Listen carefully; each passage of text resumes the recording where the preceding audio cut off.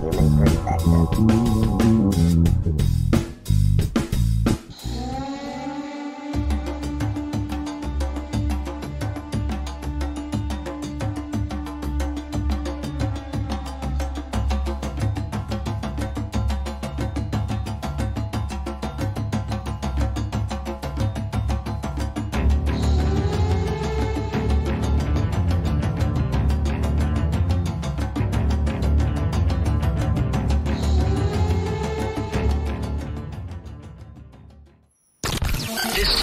Now the ultimate power in the universe. Sharing the love, spreading the light in real time. Friday night love stream. Very happy to have a guy we instantly resonated with. Unbiased and on the fence. I'm talking about Shane C. Robinson. And his purpose is to rise above the worldviews that are designed to separate us so we can unite as one. Sometimes you have to sort of take a step back, and I think Unbiased and on the Fence is a really, really good title for your show, because you are in the central point when you're unbiased and on the fence. That's what it means. It doesn't mean you're indecisive. It means you are taking the central point and you're seeing the multiple perspectives. Unbiased and on the fence. If you haven't checked Unbiased on the Fence, go and check his channel out. You might like it. This is Dan Hofel from Talk is Cheap, and you're listening to Unbiased and on the Fence with Shane Robinson. If this much sincerity enters your life, come to this much. What I know, I know. What I do not know, I do not know. I don't believe anything, I don't disbelieve anything. I'm willing to look at everything. You will become a sensible human being. Have you checked out our website? Visit us on the web at uotf.net. You're listening to The Love Stream. All around the world in real time. This is Shane with Unbiased and On the Fence. You're listening to the Friday Night Love Stream on Oneness Talk Radio. Your calls, your stories, on air. You're listening to The Love Stream. Sharing the love and spreading the light all around the world. This is Unbiased and On the Fence. Unbiased and On the Fence. Well, it is March 1st, 2019, and we are broadcasting on Oneness Talk Radio, and I'm realizing that I have to hit several mute buttons here to get everything all cleaned up, so I apologize for talking over the intro, but that's just part of how it works here in broadcasting. I've already got my first caller here. Let me bring Jose into here, and I think she's probably almost as nervous as I am. Jose! Hello! How's it going? So yeah, I've got mute buttons for both broadcasts, and I didn't even realize it, so... You're muted we were muted for YouTube, but not for Oneness Talk Radio. But that's wonderful. That's because this is our debut performance here for Friday Night Love Stream.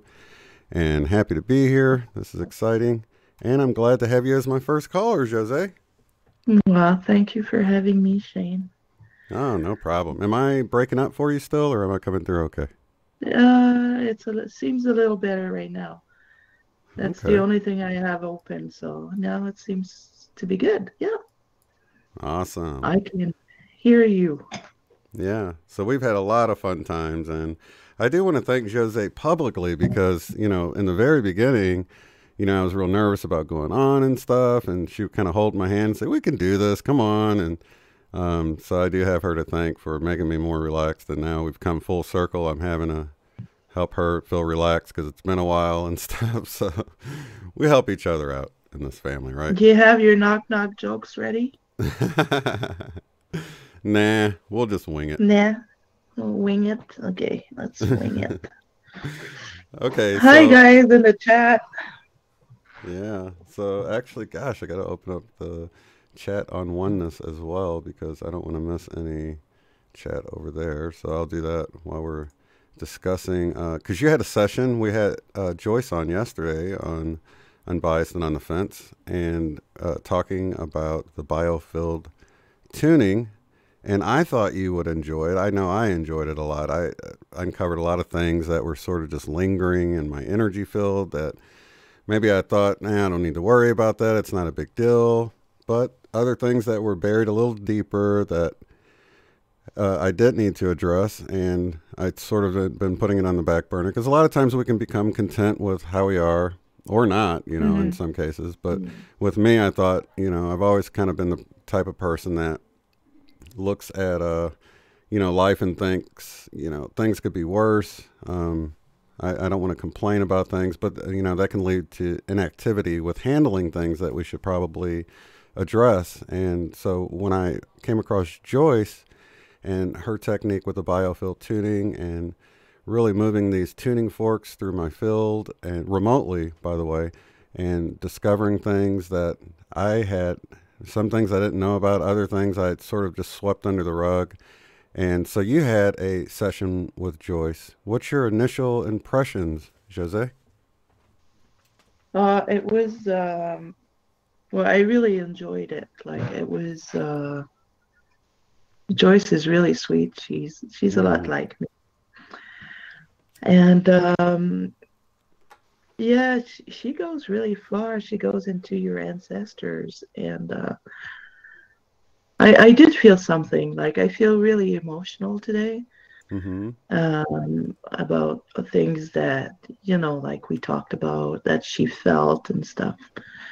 So some of it I didn't know about. Other things, like, I knew about, but just like you said, you know, you see it, you know it's there, you know it did hurt you, but I just didn't know what to do with it. But, you know, like, I had acknowledged it, but what do you do with it? You know, like, it's, so it was to be revisited, and that's what I'm doing now after the session.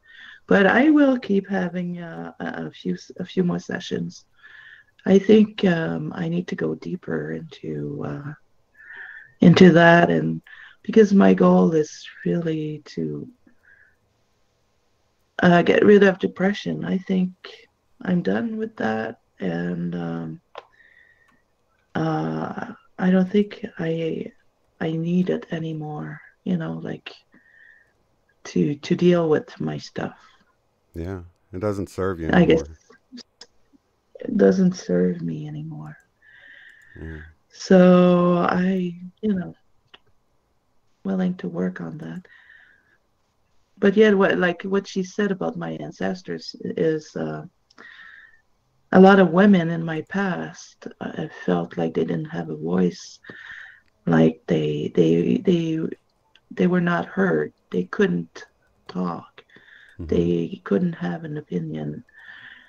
And that's been me all my life, not being able to speak, to express myself, to not feeling heard, not feeling. Oh, did I lose you? Whoops. I think I might have lost you, Jose. If you can hear me, I can't hear you.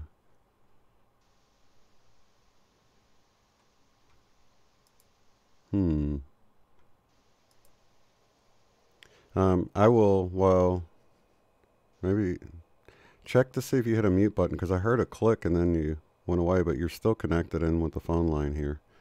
So, I don't know. Let me try to mute you and unmute you, see if that helps.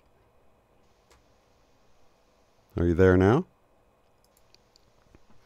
Well, let me build on what Jose was saying, because I had some similar things in my history. One being that, you know, being from a multiracial family, part of my ancestors, you don't have to go too far back before they were dealing with a lot of prejudiceness and things like that, and where there was a lot of inequality, and a lot of times that they really did have to, you know, keep their mouths shut and play along and not shake things up too much.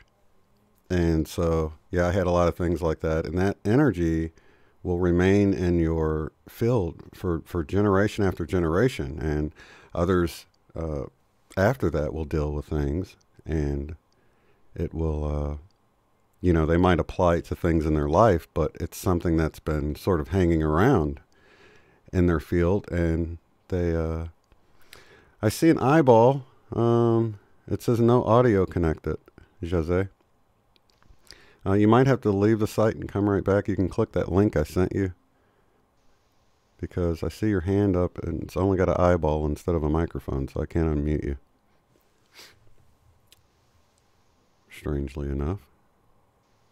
So, yeah, so that stuff just lingers in your field, and then you deal with that, and generation after generation, you sort of carried along like baggage, and no one realizes that it was just kind of lingering in there from your ancestors.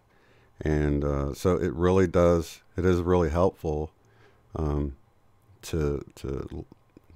sort of gather that energy up and transmute it and put it back in, you know, transformed back into your heart space. And I'm probably messing this up, Joyce, so I apologize. I'm just kind of saying it in layman's terms. But so, yeah, if you haven't heard yesterday's program, I had Joyce on explaining this much better than I'm doing right now. And her email address was on there on yesterday's program on Unbiased and On the Fence. And so, yeah, if you're interested in something like that, definitely want to check that out. Let me see if I can speak her email address to you here. It is tuningthebiofield@gmail.com. And of course, you can look more into the whole biofield tuning. There was links in yesterday's broadcast that you can follow and look more into it, because it's real interesting. It's definitely something you may want to explore, especially if you've had trouble with other modalities not really working for you. Because I'm a BQH guy. I love BQH, but you know, I know that it's one of many different tools that people can use that can be helpful in their life and help maybe answer some questions or offer some guidance. And but this biofield tuning was a whole nother path that I felt really does help clear out your energies. And like I was wanting to, I'll ask Jose when we get her back on, but one of the things that I did that Joyce had me do was to go back and revisit, you know, my school age self, going to school, feeling like I'd been duped into going to school. Everybody's like, oh, you're going to love school. School's great. You know, I was the youngest of all the children in my home. So of course I wanted to be like my older siblings and go to school. But then I got there and it wasn't what my expectations were. In fact, I hated school. Never did like it. From the time school started, it only seemed to get worse over the years, and I dealt with a lot of bullying and just, you know, whenever you get that many kids together, you're bound to clash with some of them that just aren't very nice, because a lot of times kids are sort of the product of the parenting in their home, and you know, nobody's perfect, so I would have to deal with things like that. But it was helpful to go back, visit myself, and actually sit my little 6-year-old self on my lap and have a conversation in my mind and let that child know, little Shane know, hey, it's okay. You're going to make it through this. I understand. Because who understands you better than yourself, right?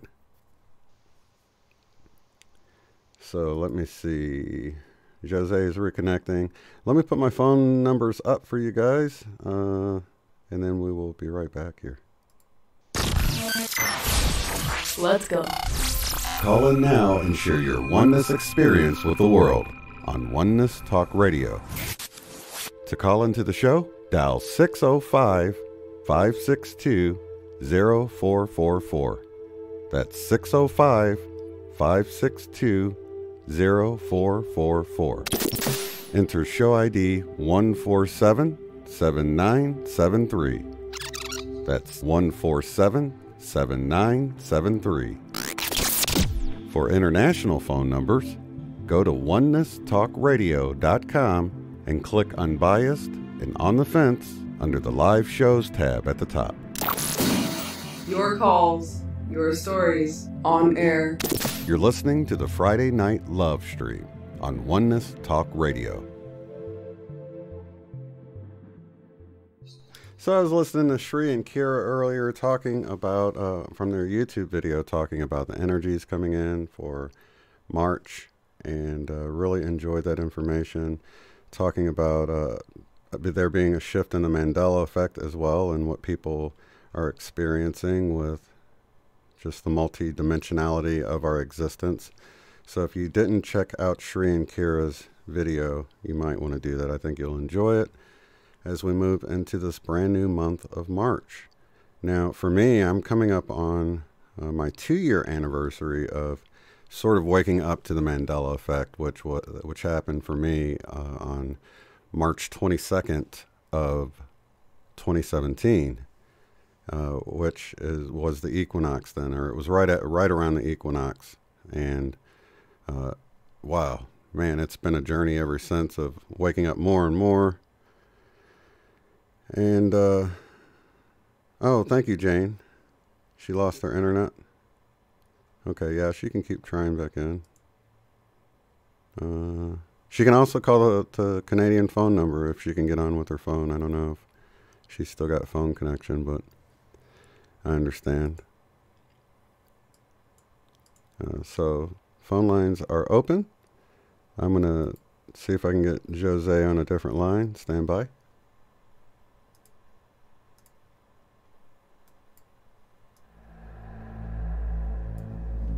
Play a little Wingmakers. You guys seem to enjoy that. I love the Wingmakers. Good stuff.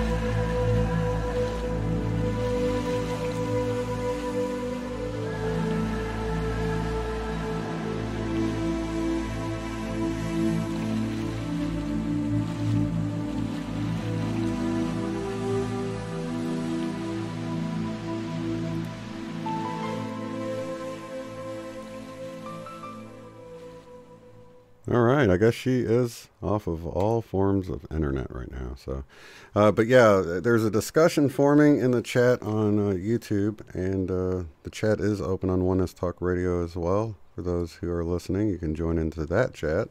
But yeah, it's interesting because one of the things I came across with this whole Mandela effect and people really, it just sort of clicking for them because like I've often said, it took me like a year to even realize it was happening for me personally, just because, I don't know, I'm really skeptical about things like that. But when I saw the thinker and the lion shall lie down with the lamb was no longer that way, for me, it wasn't really a memory issue for me. It was like I just knew that scripture. I knew what the thinker looked like. And So that happened for me around the first time, March, and then it took me 2 equinoxes to wake up, I guess you could say. But then even other channels like Guy Fawkes, Scott talks about how he had his awakening in September, and I just find it interesting that as you've got these, the equinox, the sun passing over the equator, if you will, and there's like this shift in the energies, it seems to, I don't know, jar people awake or something. What do you guys think of that? Let's see, somebody's saying they woke in, let's see, September 18th of 2010. Yeah, that's very close, Megan. And let's see. Oh, mid-October. See, that would be sort of right after the equinox and at the end, towards the end of September. So it does seem to sort of gravitate around those time periods. Oh, Jose, let me see here. Can you hear me, Jose? All right, we got you back. Awesome. I'm back. Yeah, I don't know what happened. They didn't want me to speak. Yeah, yeah. Thank goodness you're back, because I was running out of things to talk about. I'm just teasing. I'll never run out of things to talk about. I could go on and on and on. But yeah, I tried to sort of build on what you were saying so that when you come back, you can revisit that. Did you find that the most emotional part was going back and revisiting yourself at a younger age? And yeah. Was that for you? Did that offer the biggest release? Because for me, that was huge. She didn't know until yesterday I was crying during those times, because I managed to, hide it or whatever on the phone. It wasn't too hard to hide, but yeah. No, you're a dude. Yeah, I'm a dude. You have to hide the tears. Got to be tough, man. No, I cry quite a bit, but I don't know why I feel as though I need to hide it. It's just, I don't know. I've still got some programming to deal with, I guess you could say. Yes. Yeah, probably. Yeah. Well, for me, like Joyce asked me, like, what happened around the time of your birth? Mm-hmm. Well, like I said, my mom wanted a boy, so I screwed up, and then she pushed me into my father's arm to make sure he would love me, because I don't think he was really ready. I don't think he should have had kids. So anyway, he's not alone on that one, huh? Yeah, no. So it's just like rejection, like not being enough from a young age, from birth, from the womb, So it's like not being enough, not being the right thing, not. So I knew about that, like I knew that is part of what affected me my whole life, but it's what you do with it, Yeah. That's what I didn't know. And Joyce gave me tools to look at it. And I've been crying all day. I've been really emotional, and since yesterday it does, but you have to look at it, and you have to live it and cry it out and let it go. So yeah, that's important. Been a long year. Yeah. Well, I think 2019's, if you keep down this road you're on, 2019 will be your best year yet, and only get better moving forward, because in a lot of ways I was dealing with a lot of the same things you were dealing with, of just feeling depressed and down and tired of being here, and when's this ascension or rapture or whatever you want to call it going to happen? Somebody going to come save us or get us the heck out of here? When are these cabal members going to get arrested, and when am I going to see some real stuff, But sometimes we're looking for the big things and we don't notice the little things that are happening, Well, if you just look at the weather, it's obvious something's going on. Oh yeah. And that's the only thing we can really gauge, And Mandela effect. That's what brought us together. But not everybody sees those. No, no. It's nice to like. I'm really thankful I had all of you guys in the chat this year. You know who you are. Not giving up on me. Not like. I don't think it would have been a lot harder by myself. I felt alone a lot because it's so hard for me to speak, and and the one person I trusted a lot was not available, so that was really, really hard for me. So, but I went through it. I start to, my light is growing a little bit more every day, but it got really dim for a while.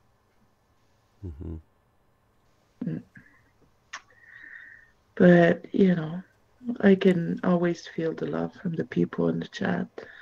Anytime I went on, they would always like show me so much love and compassion, and like everyone wanted to help, and it was right. I'm really grateful. There's a lot of wonderful people in this community. Yeah, there really is. Yeah, loving people, and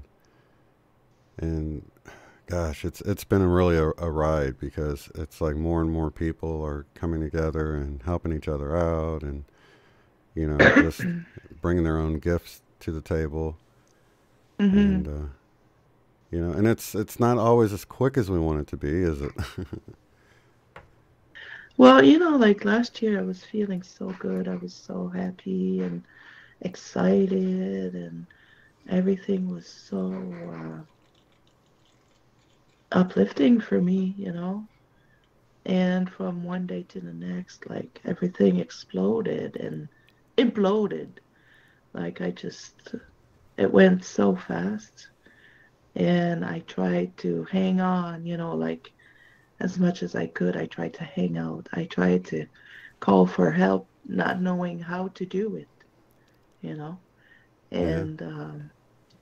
I just ended up in my shell for way too long. Yeah, it's tough. I mean, it can be really tough, and that's why I always use that analogy of the magnets, because it's like what I've discovered is, once you sort of realize you're getting pulled down, if you can pull yourself up at that point, it's a lot easier than if those magnets if it sucks you down, then it feels like it's impossible. You don't even want to feel better. You can feel so bad at times, and it's hard to get out of there, but man, you just got to do whatever it takes, scratch and claw your way back out of it. And and sometimes I find myself just acting crazy and jumping around, putting on, I don't know, Rage Against the Machine music or something that sort of reflected the way I felt about things. And just sometimes you gotta just do that just to get out of it and feel a little bit better, But it is rough.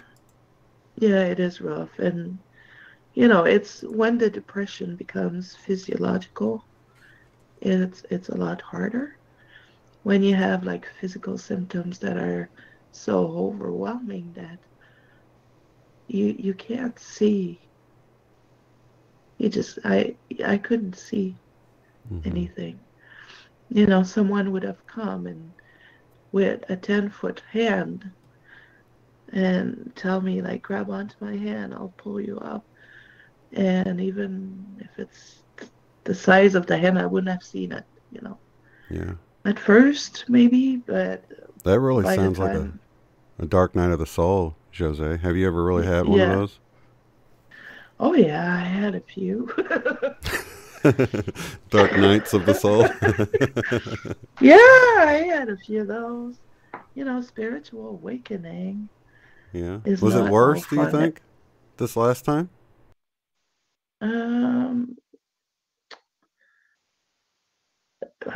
Was it worse? Not necessarily. I think it was necessary looking back, because I really have to learn to, like express myself and say it when something hurts me, But I don't want to say it because I don't want to hurt people's feelings. So, like, it's ridiculous when you think about it, but, like sometimes it's just silly. Like my mother-in-law, she hates it when I speak French because she doesn't understand, because she hated French at school, because. But like if I'm there with my daughter, speak French to my daughter, and she goes, "Oh, I wish you would speak English." Like it's every time she says that, I would smack her, like French is part of me. It's my language, and I'm talking to my daughter about diarrhea. Do you really want to hear about it,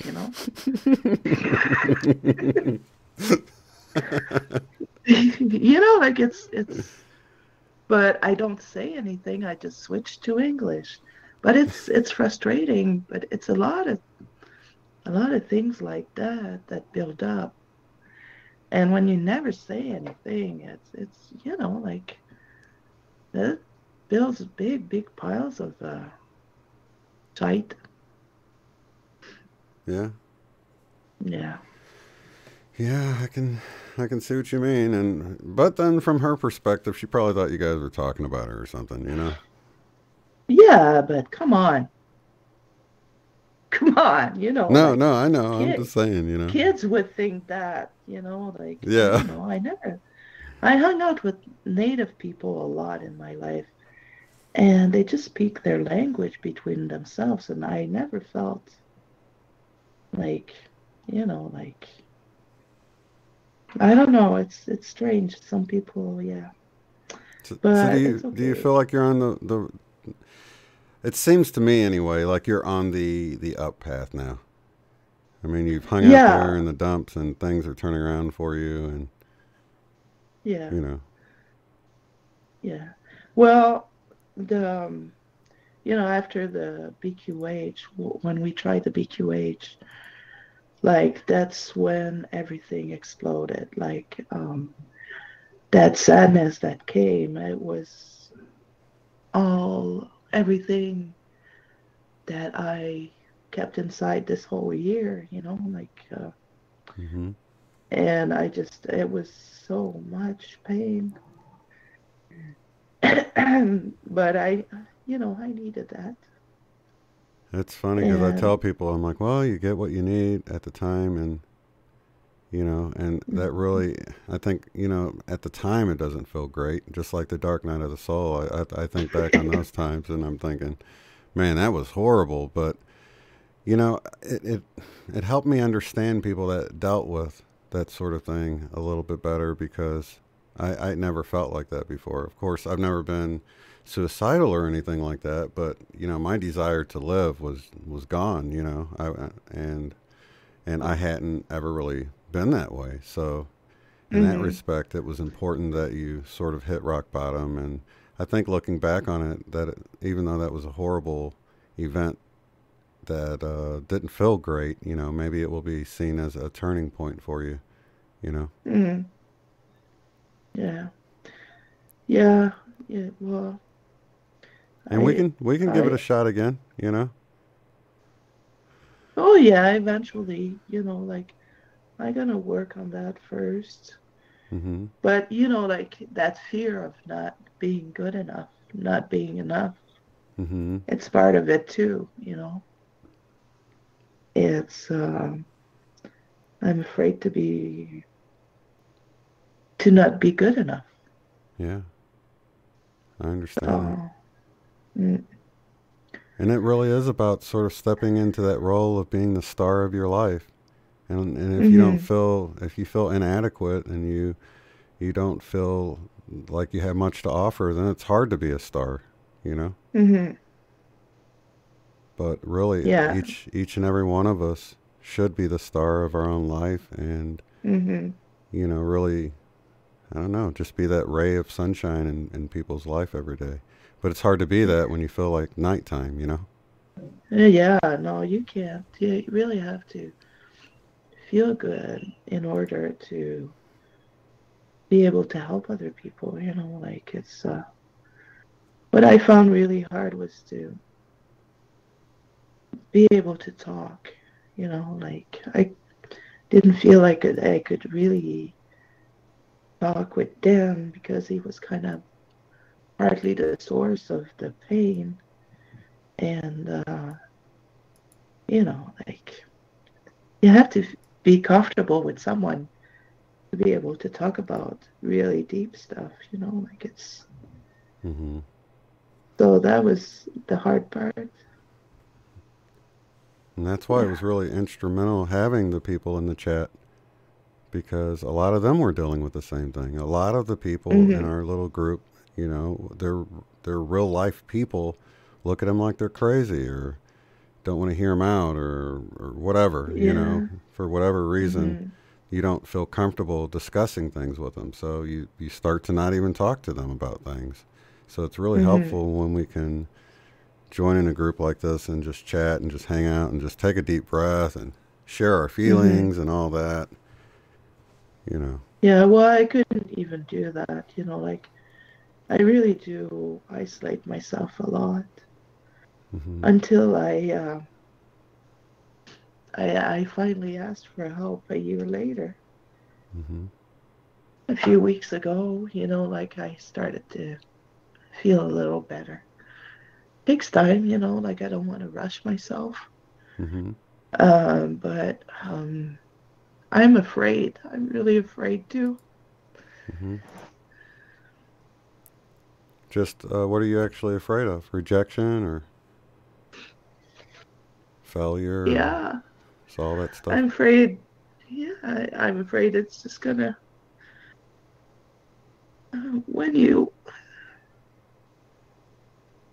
Where's your joke? Yeah, wait, hey, you stole my thunder. I was the one supposed to be cracking the jokes, and here in the midst of your crying, you're cracking the jokes. Yeah. I love you, Jose. I love you too, Shane. We got our little group here, and we have to pump each other up every now and then. But you know, it's so hard when we got things we can do, and we don't feel like doing them. And gosh, it can get rough. You know, that's why I try not to get sucked down to that magnet, because it's hard to pull yourself up when you hit rock bottom. You know. Oh, tell me about it. Yeah.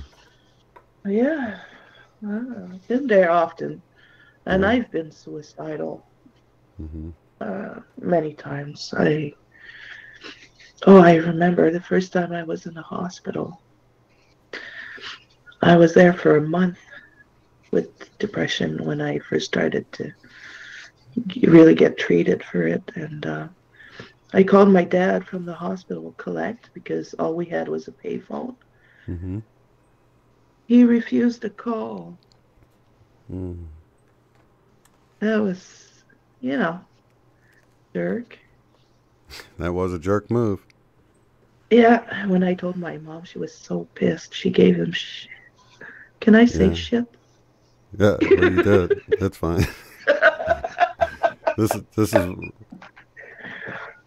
is real stuff. Because in French, it's not swearing, so I'm sorry if I offended you. I'll say caca next time.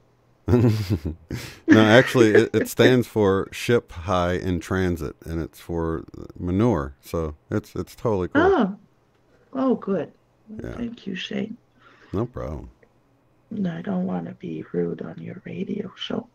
Oh no, you're not rude at all. But no, we get that way, you know. Yeah. What kind of French music can you play to just, you know, run around and act crazy for a while when you're all by yourself? Do you have anything like that? Yeah. Not really. Like it's weird because I haven't been into music much lately.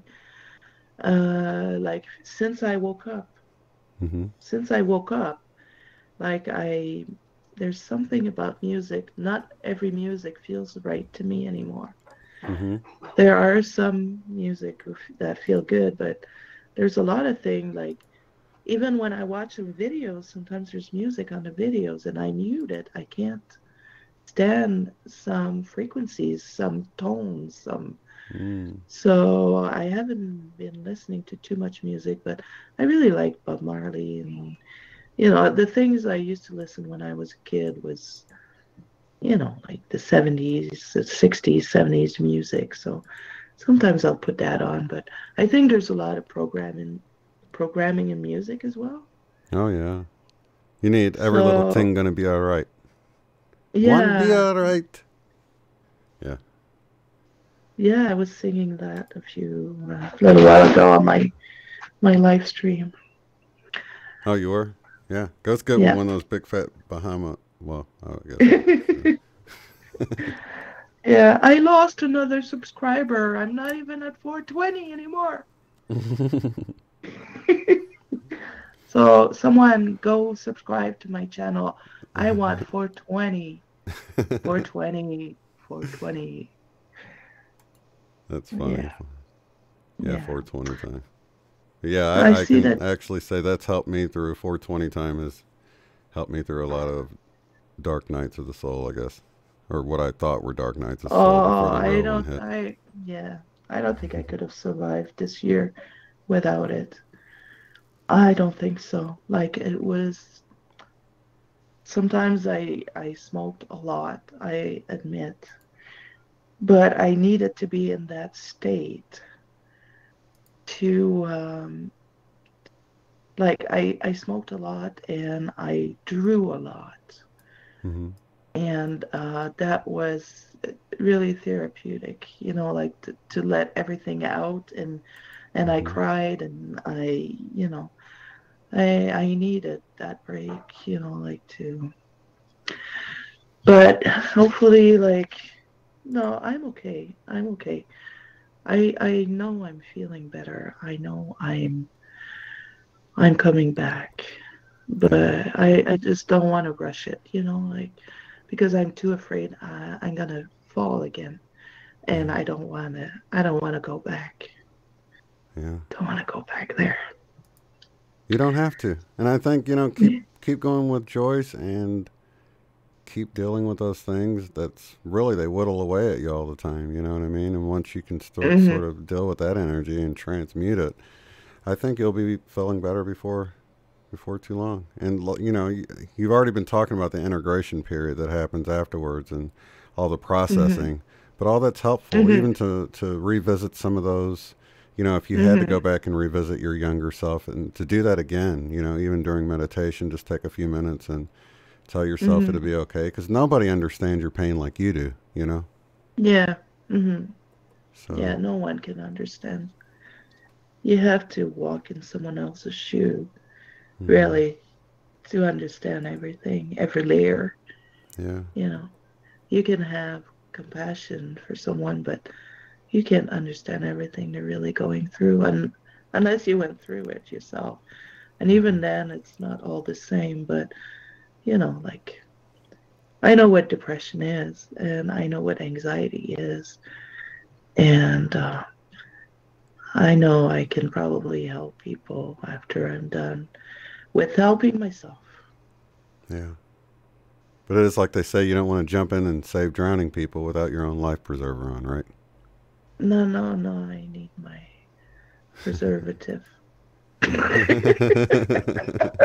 Your herbs.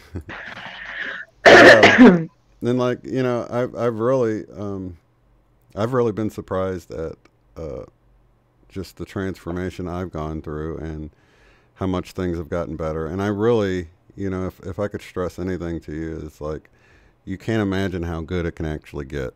You really can. I didn't, or I would have tried a little harder, I think, you know what I mean? It's like, it's never going to get that good, but like Cynthia C. Larson says, how good can it get? And really having that outlook, will turn things around for you, keep you headed in the right direction. Yeah. And of course, you got all of us friends to talk to. Yes. So. Mm-hmm. Awesome. Yeah. Actually, let me see here. Yeah, there's someone else waiting. Yeah. Which is, Well, what is it, Ontario? Yeah, 289. Is there anything you want to say? Or we can have you check back too, you know, and see how things are going with Joyce, because I think you just did the first session. That sort of just kind of stirs up the wasp nest, if you will, you know. Yes, it stirs, yeah. But I would recommend, like, you know, I thought, like, it's, like, I don't buy new clothes. I don't, you know, like, spend a lot of money on myself. Mm-hmm. And I think this is worth it, you know, like, because, you know, like, if I don't take care of myself, no one else will. So That's a might really as good well. point, yeah. Yeah. So that's been my biggest lesson, Jose, is realizing that I have to go in and deal with that stuff. And I think so many, whether it's religions or whatever it is, worldviews that always have you looking external to other things. And, you know, it is really you that has to deal with things for yourself, and or me for myself, before you'll really see the biggest benefits, you know? Mm-hmm. And that's actually good news when you realize it. You're like, wait, I don't have to depend on anybody else. It's I've got everything I need within me. That's awesome. You know? Yeah. It's just hidden. Yeah. But it's like I said, when you're like really deep in depression, you don't see those things. So now I'm starting, like, my vision is coming back. My brain is coming back, you know, like I couldn't even express myself. It was really bad, you know. But I'm glad it's coming back. Anyway, Shane, thank you for having me. Oh, it was my pleasure, Jose. That's why I was telling you. I was like, you know what? I want you to be the first caller on this Oneness Talk Radio. That'd be so awesome. So I'm glad you decided to do that, because I know you were hesitant a little bit. But thank you so much for coming on, because you have no idea how many people that feel the same way, and you've helped them. So I really appreciate You're you. welcome. You're welcome. I sent you the bill soon. You owe me. You owe me. I owe you. For you guys that don't know, Jose and I were sisters before we came into this incarnation. Yes. So we look at Yeah, she's my little brat sister. She's a bitch sometimes. What? I thought I was the older sister. Wait a minute. What? No. I'm older than you here. I'm older than you there, I'm sure. I don't know. I think I was the older one. You don't know? Well, I guess we'll have to find out later. Yeah, I guess so. We'll have to be on the fence together about it until we come to a definitive choice or decision or information. Yeah, we'll be on the fence. We'll hang out on the fence. Well, I'll let you take your other caller, and I'll talk to you soon. Okay, Jose. Love you. I love you too. Bye, everyone in the chat. I'll come in the chat. All right. Bye-bye. So, bye-bye. Bye-bye. This is Shane with Unbiased and On the Fence. You're listening to the Friday Night Love Stream on Oneness Talk Radio. Awesome. Going to go back to the phone line, 289 area code. You're live on the air. Who am I talking to? Oh, it's Robert Romano. Say it again? Robert Romano. Robert, how's it going, man? Welcome to the program. Good. Very good. How are you? Pretty good. Where are you calling in from? Wellington, Ontario, Canada, near Niagara Falls. Oh, nice. That's actually the only part of Canada I've ever been. That was before 9/11, oh, really? So I was able to go across the border and check it out and head back. I think they make you have passports now, don't they? Yeah, well, 9/11 was a while back, so yeah. I wouldn't worry about that. That was a dangerous incident, but that was all set up. We know that, right? Oh yeah. Yeah, that was all set up. I mean, There's many things that are obvious to people, but a lot of people don't find them obvious. But there's certain people that do. That was one of them. You know. I didn't at first. I bought it hook, line, and sinker at first, man. But you know, after a while. Yeah. After a while, though. Yeah. We know. You know, there's so much stuff that goes on the surface of the planet that we're the kind of the surface dwellers that are left here to deal with a lot of the bullshit, and all the rich and the elite are living in underground bases and off the planet. And here we are trying to make the best of what's left of our Earth. Yeah. You know what I mean? Oh yeah. You know what I'm trying to say? Yeah. Because I mean, this is our planet. I mean, if I go outside and I look at the land, I think the land belongs to everybody. Land doesn't belong to one man. So, I mean, the planet belongs to everybody. So we have to make people aware of that too. It's not something that you buy. It's not something you buy. It's something that it belongs to you. Right. You know what I mean? And and I think that this dark cabal, whatever it is, they're making it so enslaved in our lives, and we're all we have no choices. But we have choices. The choices that we make within our minds and how we deal with what they throw at us, and you know how we conduct ourselves, right? That's a choice, and how we can. We don't have to fall for the reality that the Matrix is showing us. This is just a Matrix system. It's not a true functional Earth the way God intended it to be. You know, for the right people. I think anyway, and I think if we don't do something about the Earth ourselves, no one's going to do it for us.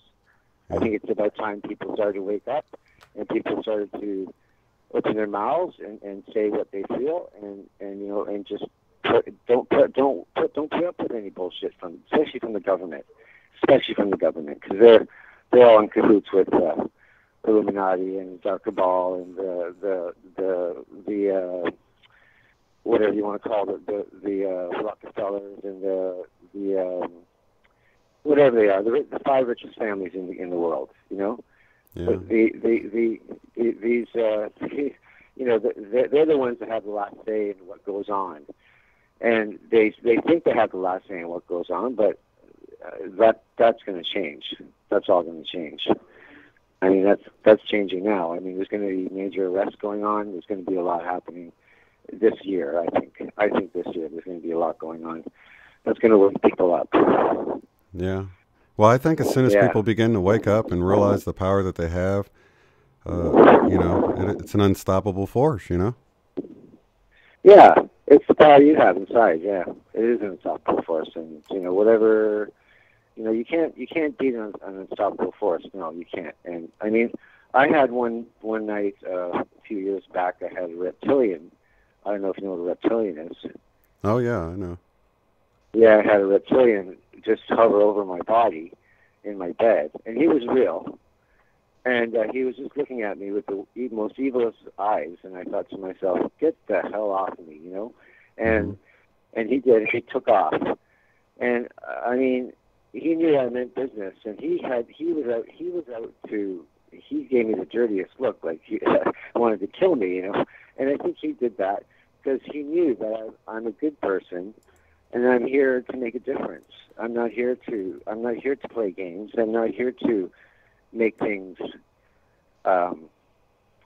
It's not for me. It's for everybody, and we're all important. We all belong to each other, and we all belong to the universe, and we all belong. The Earth belongs to all of us, and I'm not here for that reason. You know, I'm not here for selfish reasons, like most people are. Most people are here for selfish reasons, material gains and money and whatnot. You know, that's all fine and dandy. You can have whatever you want, but in the end, you know, if you never accomplished anything, or if you haven't done anything to help anybody or do anything, then you haven't done anything, really. Right. So, yeah, but the world, it's at a point, I think, at this point now, it's time for changes big time. 2019 is, serious business.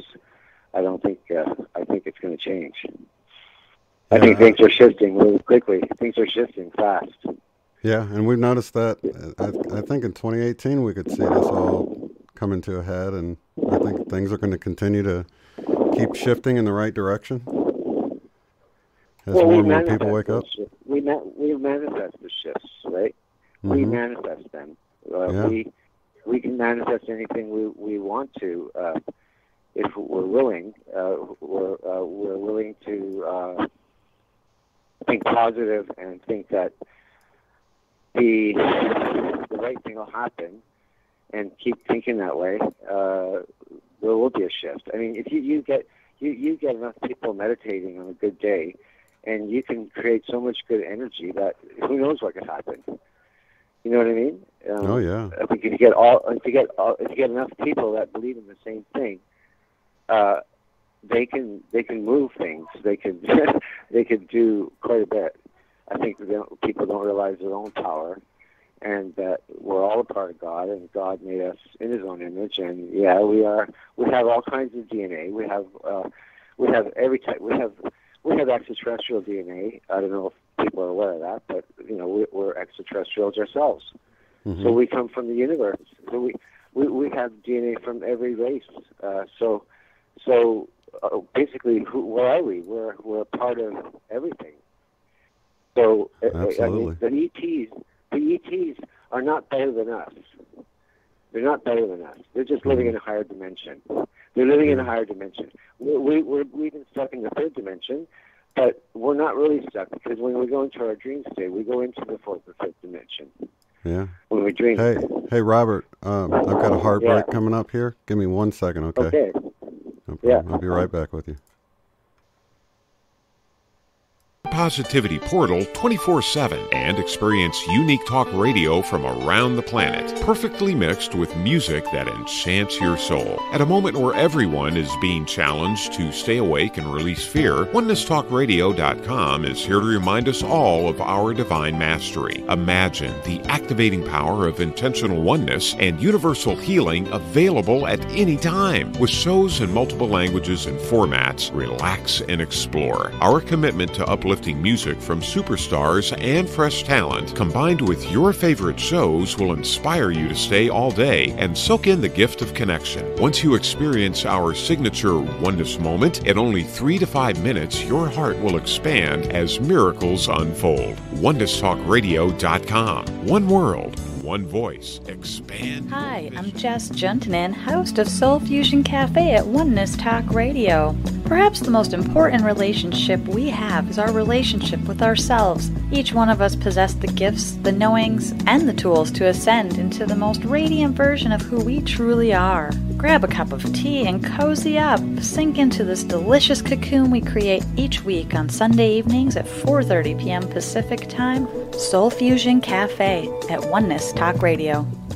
Oneness Talk Radio. Hip, fresh, fun. Tune in to an honest portal of positivity 24/7. Experience unique talk radio from all around the planet, perfectly mixed with music that enchants your soul. Discover oneness moments as you relax into 3 to 5 minutes of divine inspiration. Claim your oneness today. OnenessTalkRadio.com. One world, one voice. Expand your vision. This is Shane Robinson with Unbiased and On the Fence, host of our Friday night love stream that starts at 5 p.m. Pacific Time, 8 p.m. Eastern on Oneness Talk Radio. The Friday Night Love Stream is a 3-hour call-in show where you can share your oneness experience with the world or just simply listen. So join us Fridays on Oneness Talk Radio for the Friday Night Love Stream.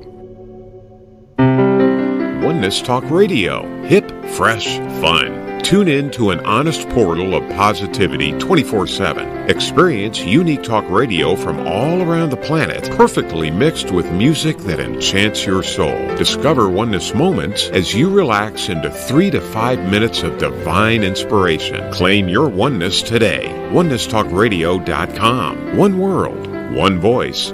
Expand your vision.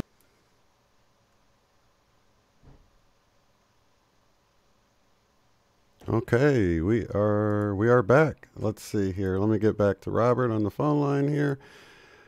Thank you. Thanks very much. All right, Robert. Sorry about the break. But yeah, I totally agree, okay, man, about this whole shift that we're going in, and that, you know, the power's in our hands. You know, collectively we can make this difference. Yeah, man. Well, if we join up, if we all join together and we produce, produce. I don't know if that's not a good word. We become manifest. productive. And, manifest. Yeah. If people could all get together and do such a thing, it would create such a great energy that it would delete a lot of the negativity that's happening in the energy fields, I suppose you can say. But you know, the ETs are all with us, but they want to come here when we're ready for them. And do you see a lot of people ready for them? I mean, I'm ready for them, but I don't see a lot of people ready for them. You know, I mean, you know, I'm ready for them. They can come to me anytime they want. I'm ready to go. I'm ready to leave the planet. I'm ready to do whatever they want me to do. They're all around. They're always in our skies. You know, obviously we don't see them because they're cloaked, but they're always watching our planet, and they've always been around. And they're here to uplift us and tell us that we're like them, and we were them, that they were us.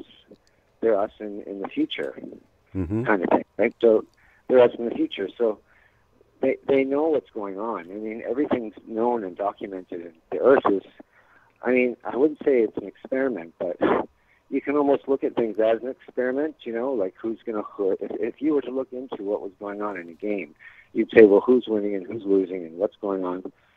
I mean, who's watching this game and who's running the game and who made the game and you know, and what is the game and why are we playing this stupid game? Why do we have to play? Why can't we just play the game our way? You know, why can't we just make things go the way we want them to go? Why is somebody else always dealing the hand out and telling us what to do? That shouldn't be the way.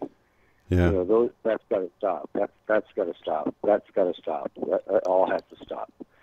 I'd like to think that people are ready.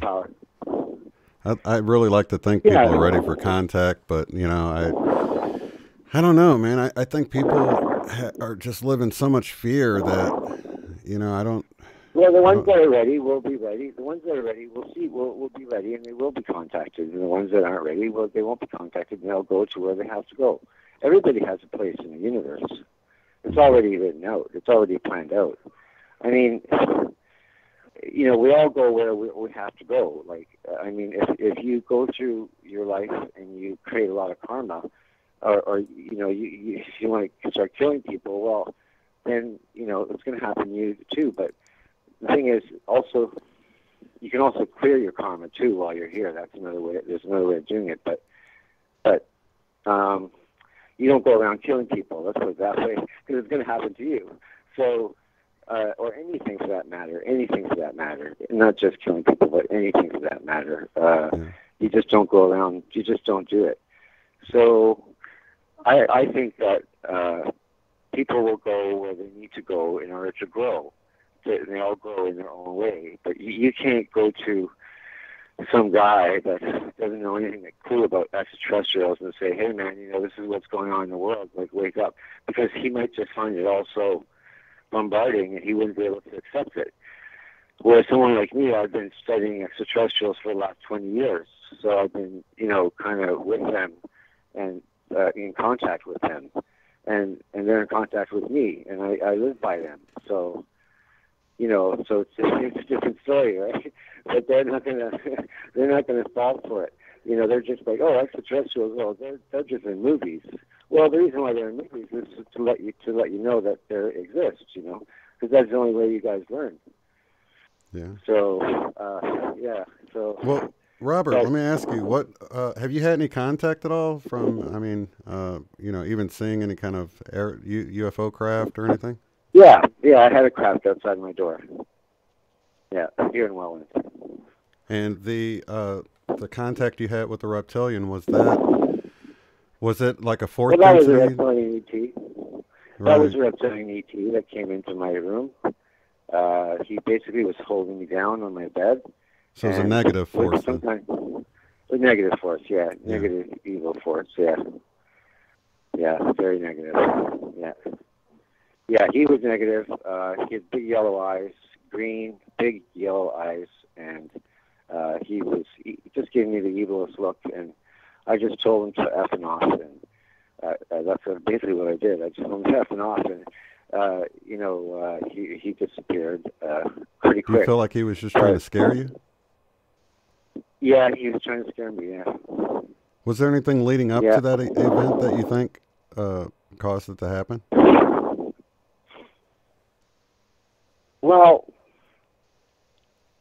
Well, I don't know. It could have been I was doing it with some magic mushrooms. That could have been it. Yeah, that could have been it too. But at the same time, you're doing the mushrooms, you're still getting visions, right?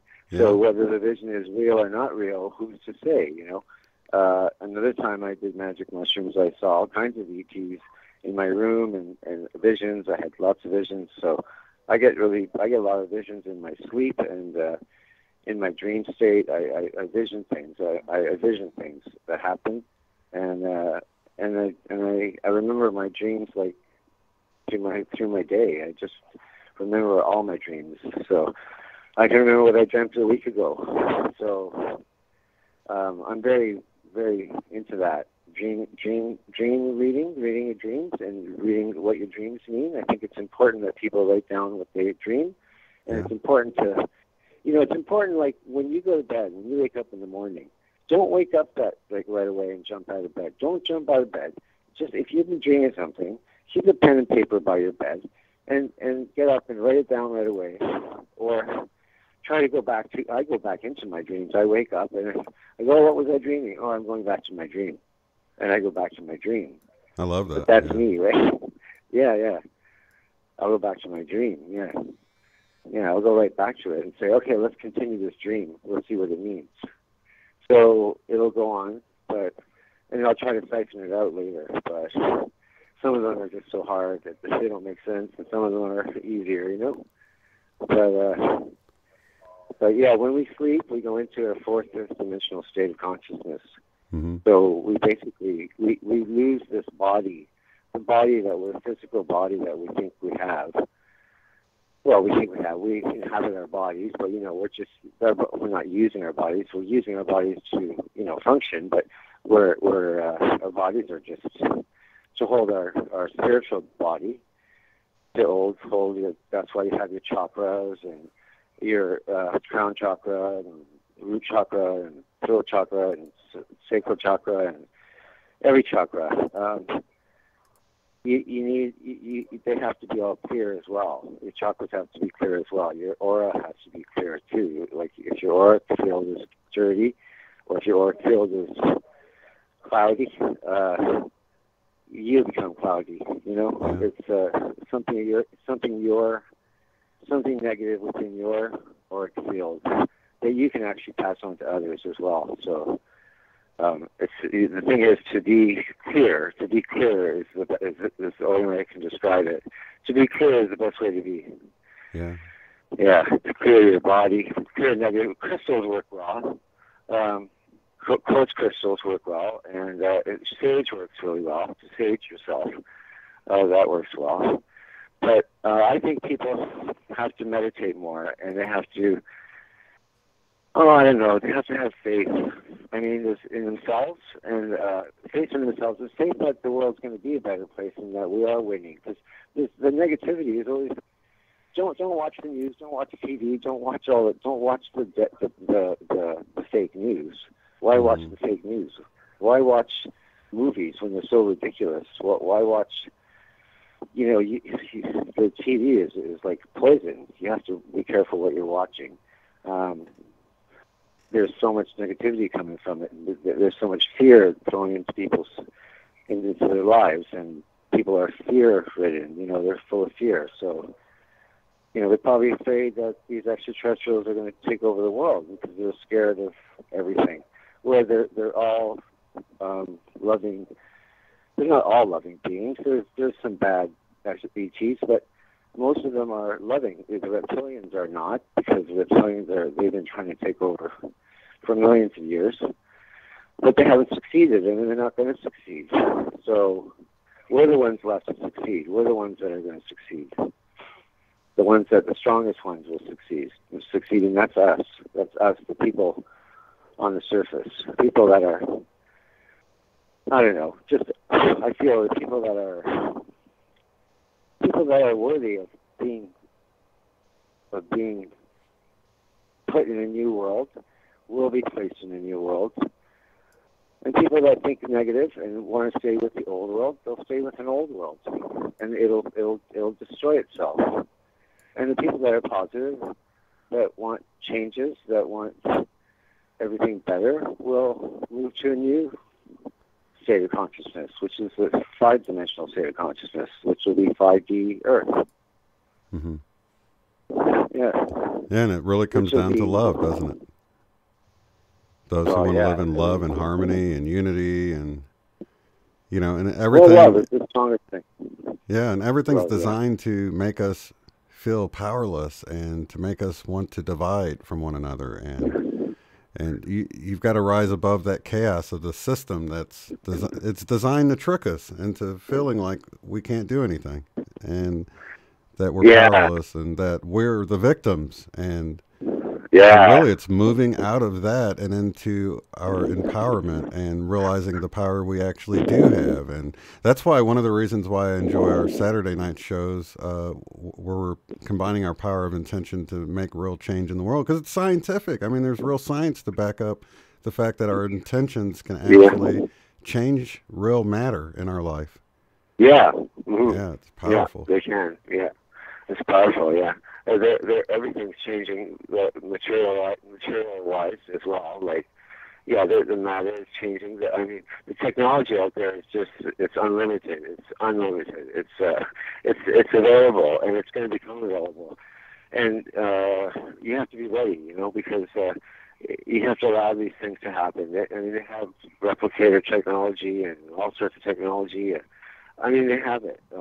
They've been hiding it from us for a long time, and you can't wake people up if they don't want to be woken up. I mean, I'm sorry, but love is the answer. Yeah, I mean, love is the answer. Usually love rules everything. That's the world I want to live in. Yeah, but love can move mountains, but you also have to have street smarts as well. You have to know what's what, and you have to know what to do and when to do it, or what's what. Because I think a lot of people get hurt in this world, in this life, and they're afraid, and it's sad because there's no need to be afraid, because God is loving. God is all loving and all forgiving, and He, she, I say He, she, or I say Prime Creator. I call God Prime Creator. Yeah. I'd say Prime Creator doesn't care about what you've done. You can go to God and be forgiven about anything that you've done in your life, in your past lives, or whatever life you've had, which we've all had many. But I think you can be forgiven if you're right, if you're on the right path. I suppose Oh yeah, I think. Yeah, I think it's really about learning your lessons and forgiving yourself, because a lot of times, once we learn our lessons, we're our own harshest critic when it comes to that. We judge ourselves, Definitely. We judge ourselves, Let me ask you, Robert, while I got you on here, have you had any experiences with the so-called Mandela effect or quantum shifts, reality shifts, this sort of thing in your life? Yeah. One day I woke up and I looked out the window to my backyard, right in my bedroom, big window, and I looked at my neighbor's yard, and there were all these things in the yard. They were kind of weird objects, and they were like foreign. They were kind of foreign, So I go, what the hell? What is that? I said, what is that? That doesn't belong there. And what are they? And I didn't know what they were. So I turned around, and then they were gone. And this wasn't a dream. This was just like I woke up and I looked outside and I saw all these things there, and then I turned around and they were gone. So it was almost like something was there and then it disappeared. So I felt like it was another dimension or something, maybe just coming in and coming out or something. I don't know. Mm-hmm. But I think we move into different dimensions in different ways, like all the time. Yeah, but we just don't notice it. We just don't notice it. Yeah. Or if we do, we think, oh, I must have remembered wrong or something. I mean, who thinks the impossible? Yeah. You know. Yeah. Like, yeah, it's true. We think it's impossible. Well, we do it all the time. We shift all the time. We're always shifting, always changing. So I don't know. Like, I think your reality is what you make it to be. You're your own everything for a reason, you know, and yeah, you can shift into different dimensions, but I find I do my best work at night when it's quiet and people are asleep and everything. I can meditate, but you know, sometimes we don't know where we are, but we are shifting all the time. We're shifting all the time. Yeah. Oh, definitely, man. Yeah. Yeah. One more question. I do have another caller to get to, but I wanted to find out if you've ever experienced DMT, because you talked about mushroom psilocybin, but I didn't know if you had the opportunity to try DMT out. Yeah, I wanted to. I was trying to get some, but then I changed my tune. I kind of was looking into something was said to me by the I don't know if it was the Palladians or the Arcturians, but they said that by you doing any kind of drug, whether it's smoking weed or whether it's doing mushrooms or whether it's doing DMT, it's kind of taking away from your own third eye opening up, and it kind of mixes you up a bit. It will mix you up a bit. I mean, you can do a DMT and have a DMT trip, and the DMT trip will tell you all sorts of things that are good to know, but I think your life is your lesson, and I think your life will teach you how to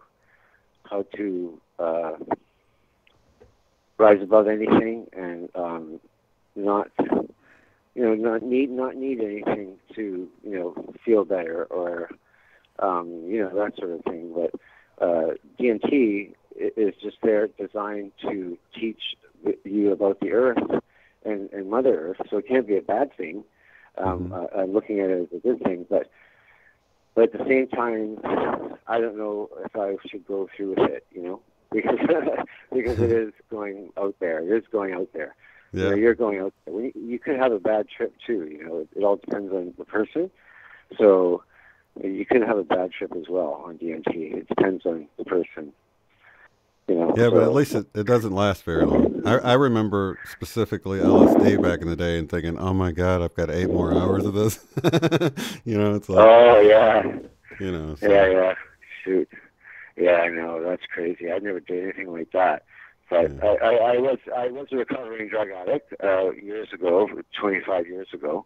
So, I can tell you I've experienced a lot, but it's helped me, I turned my life around, on my own, and I basically was the kind of person that had everything in life, but I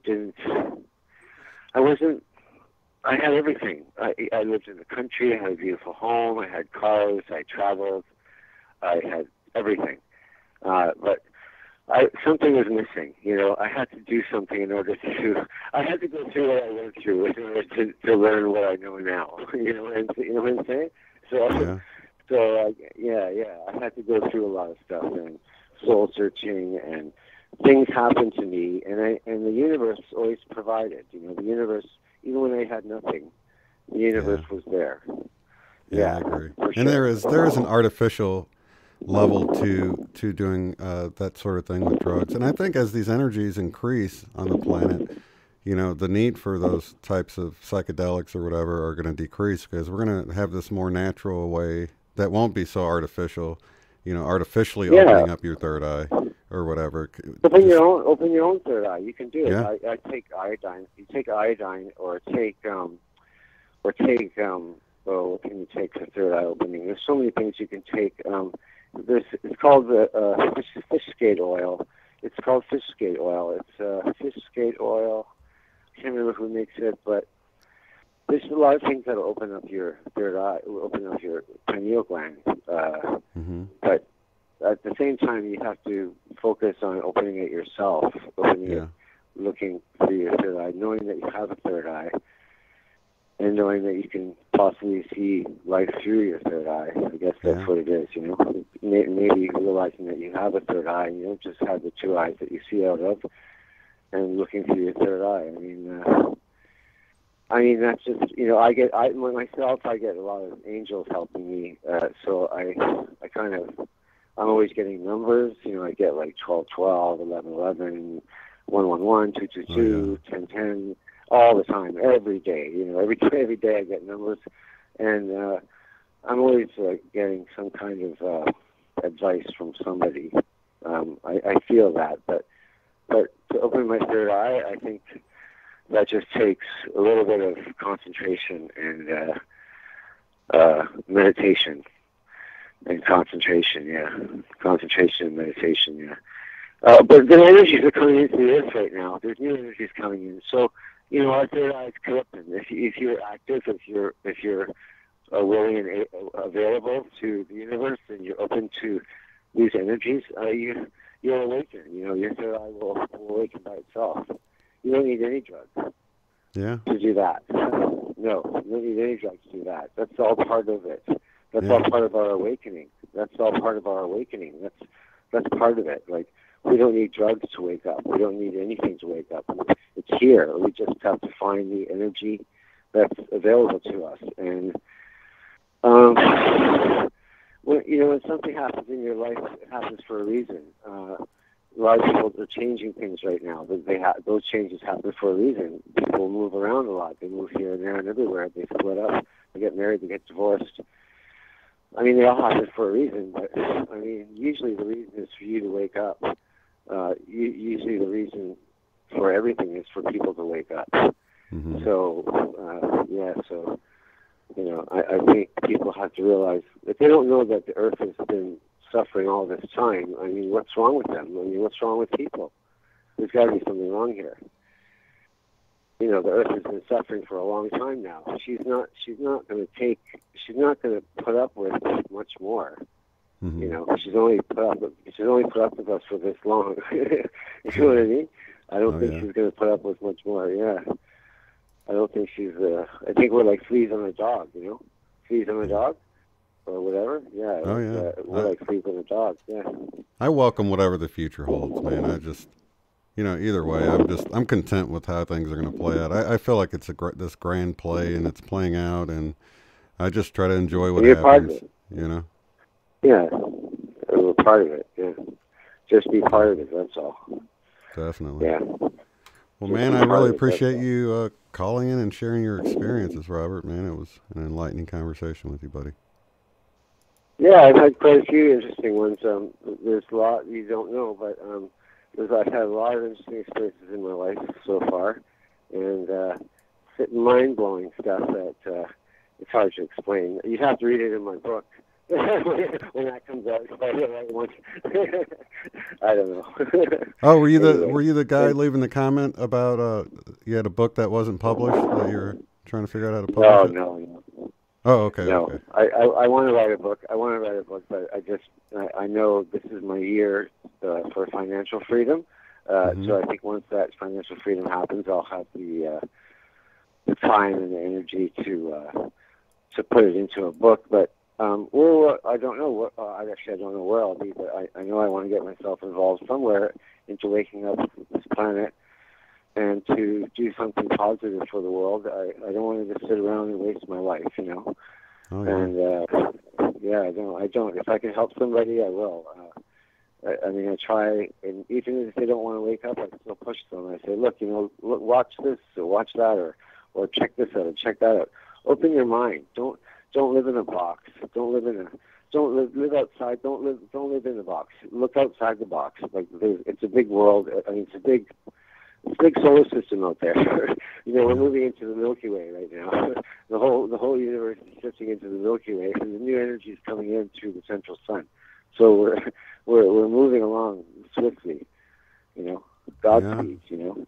Some people don't realize there is an outside of the box, and other people are comfortable inside the box, and they don't really want to explore anything. People get comfortable. Yeah, they're comfortable, and they want to stay, and they think they have to die. They think that your physical body has to die. I don't believe that. I think your physical body, your DNA will change. You've got 2 strands of DNA. We have 12 strands. That your 10 strands will reattach themselves, and will eventually be fully stranded, and you'll end up. Your third eye will be open. Once that happens, that's for sure. You'll have every kind of ability. You'll be clairvoyant. You'll be psychic. You'll name it. You can do it. But once your DNA is awakened, it's possible. That's why. I mean, look. I mean, God, don't you think that you were meant to live more than 100 years, or more than 80 years, or 75 years? I mean, what's that? What's 75 years? I mean, think about it. I mean, think about how long these ETs live for. They live for thousands of years, some of them. So if they can live for thousands of years, why are we only living? We're only living, like very short lives. I mean, it's ridiculous. So I don't think that was God's plan, and I don't think that's really the plan here. I think the plan is for people to wake up in their bodies that they have now, and move on from there, and the body will adjust itself to the new energies that are coming in, and basically you have to be ready for them. That's all. And I think your DNA will activate itself. Yeah, that's all. I appreciate it, man. Yeah, it's exciting times to be alive, man. If we just could pay attention to what's happening all around us. Yeah, I think so. I think you have DNA strands in each cell of your body, and you control your body. You control what happens in your body. So, you can wake yourself up. You can wake yourself up. You can activate your DNA. Just think that it's going to be activated, and it will be activated. And just think positive, and think that things are going to change. That that we're not meant to die. We were never meant to die. We're meant to live a long time. So I don't think was God's plan. I don't think that's the original plan here. I think the plan was for us to live quite a long time. Yeah, our bodies can repair themselves. Our bodies can do anything. So our bodies can do anything. So yeah, that's not the plan. People. They're just not. I don't know. I don't know where they're at. But they're not thinking straight. They're not thinking. They're not thinking positive enough. Like, they have to realize that if ETs can live that long, that means we can live that long as well. You see? Oh yeah. If they can live that long, that means we can live that long as well.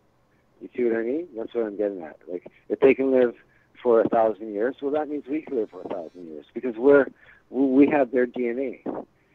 So what happened to our DNA was that we had 10 strands deactivated, which was taken by the Anunnaki. I don't know if you know anything about the Anunnaki.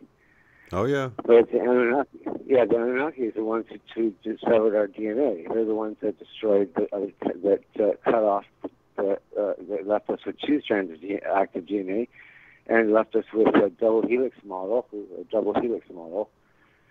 and we end up, it's flight or fight or whatever it is, syndrome, where we just have to survive mode. We're just in the survive mode, and meanwhile we have all this other DNA where we can activate it, and we can conquer anything.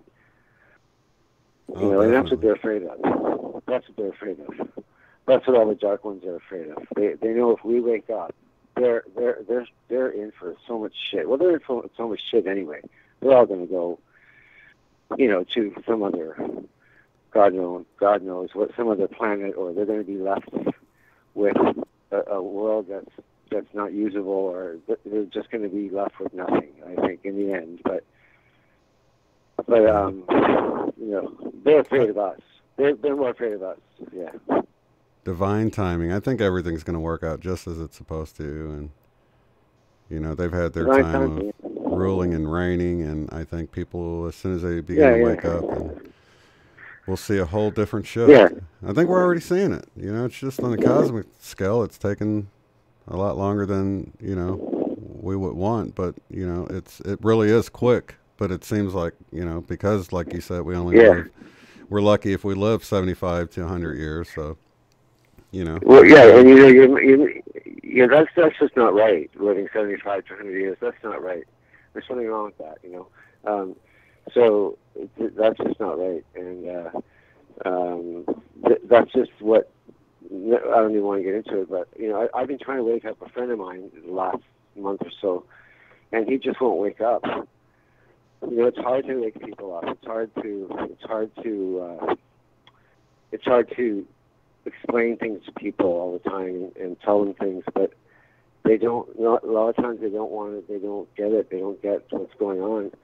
So if you're awake, I'd say stay awake. Definitely. A lot of people out there. Yeah. I mean, you're in for the best show in the world. Really. I mean, it's like this is the time to be here. This is the time to be on Earth. This is why you incarnated here at this time for a reason. You incarnated to be part of the shift. And just your presence here alone is enough to make a difference. Just your energy is here alone is enough to make a difference. So, you incarnated here on for a reason, and your reason is to help the people that you love. And if you can't help them, you have to help yourself, and just help yourself. And as long as you ascend, you still made a big difference, right? Oh yeah. So and people wake up when they're ready. I used to get stressed out about it, but I don't really get stressed out. I know people will come to wanting to wake up at some point, and we'll be there for them when they're ready. But until then, it's something you have to experience. You just can't be told it. Yeah. I had a little kitten that woke me up. A kitten with a marking on his head, and it was. I drew something about. I'm an artist, so I drew something about it a few years before that.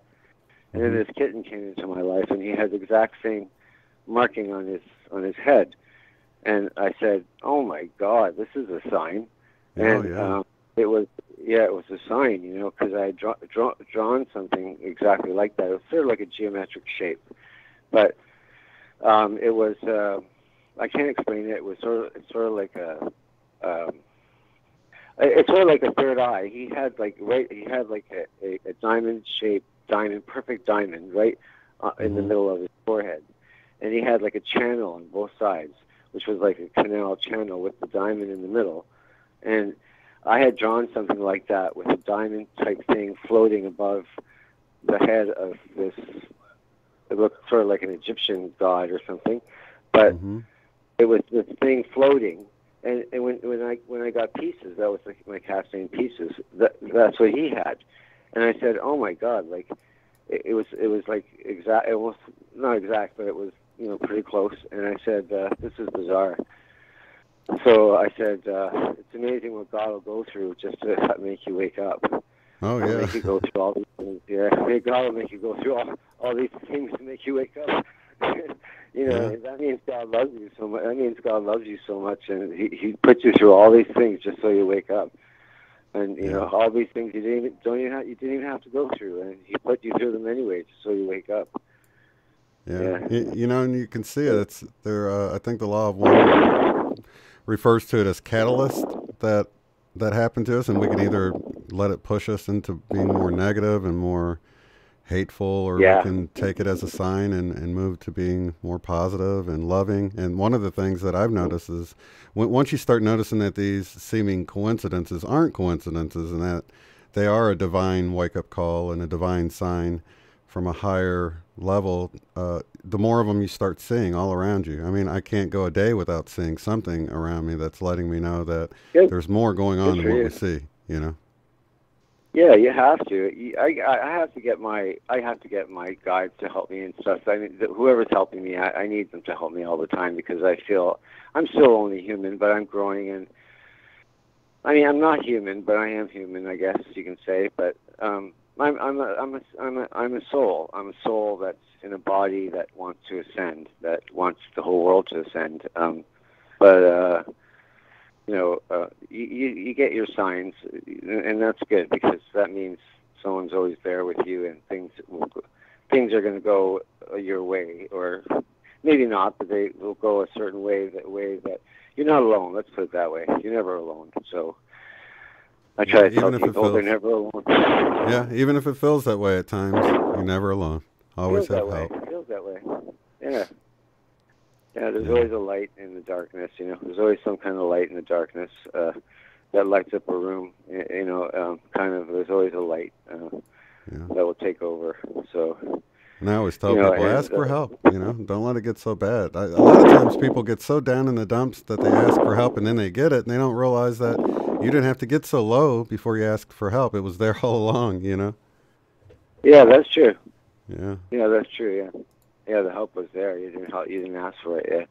Yeah, that's true. They could ask. They could ask, and then they receive. Right? Ask and you receive. It's true. Definitely. But I find people are too proud or too whatever, and that's not right either. Because sometimes you get yourself in a mess, and you need other people to help you, and the only way to do that is to ask. Yeah. So. But people do get themselves in a mess. Yeah, people in this world, in this life. Yeah, I'd say it's a big mess out there. But through that whole mess, you can still see through colored glasses. You know what I mean? You can still see through colored glasses. You can still see rainbows and things. I mean, it's just there's still beauty amongst the chaos if you just go there mentally. With your mind or with your body or your soul, just go there. Just go where you need to go in order to get rid of any negativity. And there's always help out there in higher dimensions, and there's always entities that are willing to help you. They're all standing by. They're always standing by, willing to help you. And sometimes you have to feel like things are falling apart in order for them to start to feel better, because that's just the way it goes. But there's always entities out there to help people. There's always help. That's it. Like you said, ask and you'll receive it. That's how it goes. Yeah, totally. You get help. Yeah, you get help when you need it, and we all have to ask our higher selves for help, our higher selves, and also the entities that come with that. I'm sort of with the Pleiadians, and I'm with the Arcturians quite a bit. Mm-hmm. So I believe that they're with me, and I'm also a big believer in Agartha, like inner Earth. Inner Earth, the Delphi. I don't know if you've heard of the Delphi. They're a race of beings in the inner Earth. Yeah, I'm also into them quite a bit. I like the inner Earth. I like their concept. I like their ideas. I like the way they are, and I like the way they live. So, I came across them. Man, it's probably been a decade or something since I explored the whole Hollow Earth and got into all of that stuff. But yeah, I definitely enjoyed that information. Yeah, I think those people, they want to take a lot of people off the surface and bring them into the Middle Earth, but they didn't want to deal with us for the longest time, because why do they want to deal with us? We're toxic. Yeah, we're like animals. Hateful we're like animals, yeah. Yeah. We are like animals, yeah. We're like like a herd of animals. No, I know, it's crazy, but they're willing to deal with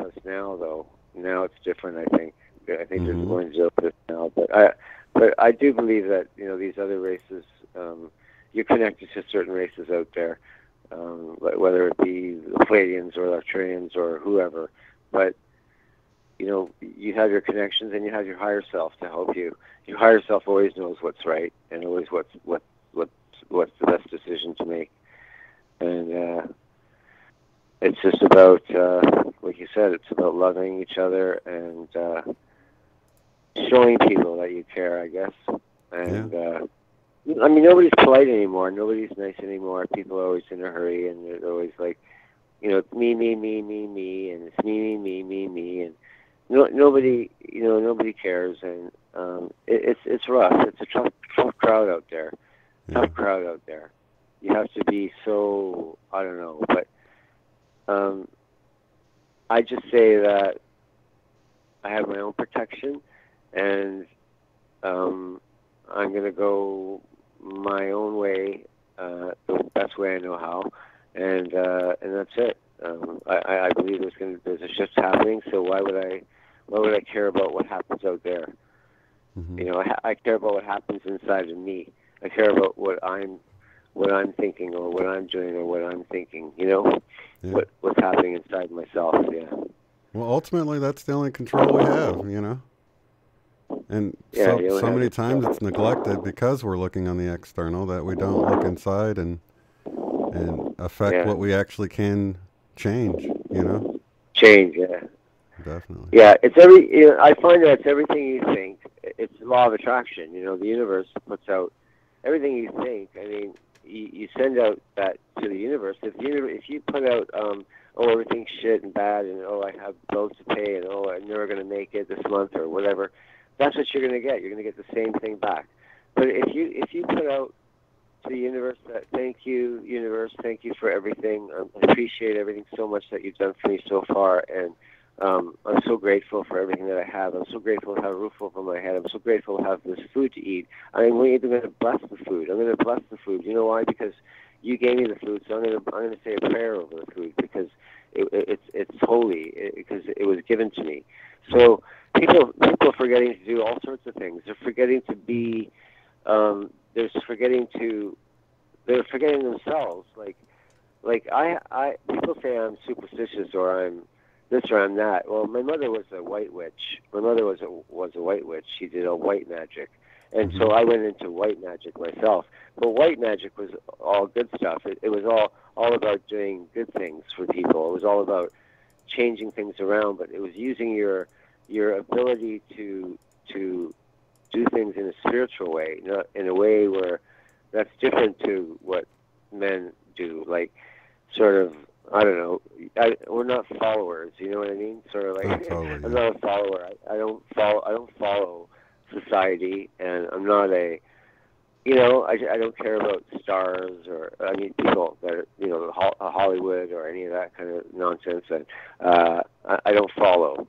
I don't follow. I don't follow people, and I just don't. And I just feel I'm the master of my own destiny, and what I think is what happens.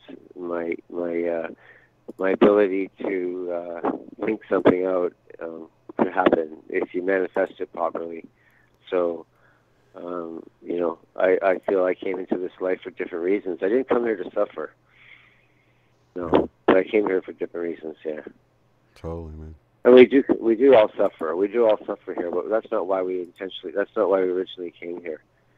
You know, I think we came here because we knew what was going to happen now, and a lot of us are here right now, waking up to it, and we're here realizing more and more every day, and the energies are become stronger, and so much information is coming in, and just go with it. That's all. Just go with the flow. That's all. Yeah, man. It's an exciting time to be alive, and we're all on our own journey, and things will work out, you know. I guess we've heard it where, you know, if people don't make it in this time around, they'll figure it out the next time. So I don't ever get stressed out too much about it, you know. I know I'm ready. Well, there won't be a next time. This is the time. There is no next time. The next time around, well, maybe next time around, I don't know. But, like, I think this is the time. People No, don't realize that. This is the time to do it. I mean, that's why we came at this time. It's this now is the time. Now is the time to do it. I guess. I don't know. People got. If they don't do it this time, they'll do it next time. But will there be a next time? Maybe there'll be another. On another planet, another galaxy somewhere else. Another planet, yeah, another galaxy. Or maybe they'll return to source and get recycled. Who knows how it works, you know? But I know I'm ready to do it this time around. You know.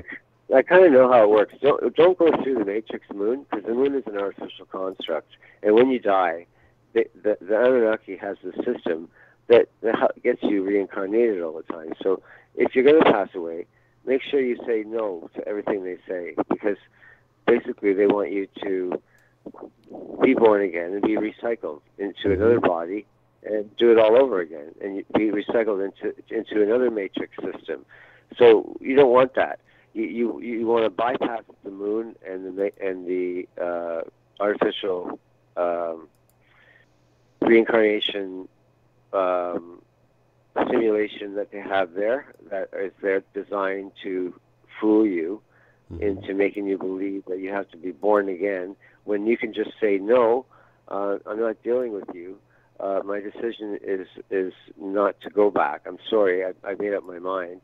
Goodbye. But Robert, what they, in this particular view of things, they show up as your dead relative. So when your mom that died years ago comes to you, then it can be pretty convincing to go back in, you know? So there's a lot of deception within this particular, you know? Well, that's why we need to wake up now, because this way you don't have to die, and your body doesn't die, you know? And you just basically don't die, and your body shifts, and you can, you know, make it into the higher dimension, so make it into the fifth dimension. So I don't know. I think as soon as we get a hold of these new energies that are coming into the planet, like I think the president of the United States, Trump. I think Trump is going to come out with all these ideas. He's going to come out with all these ideas of these new gadgets that will change the world.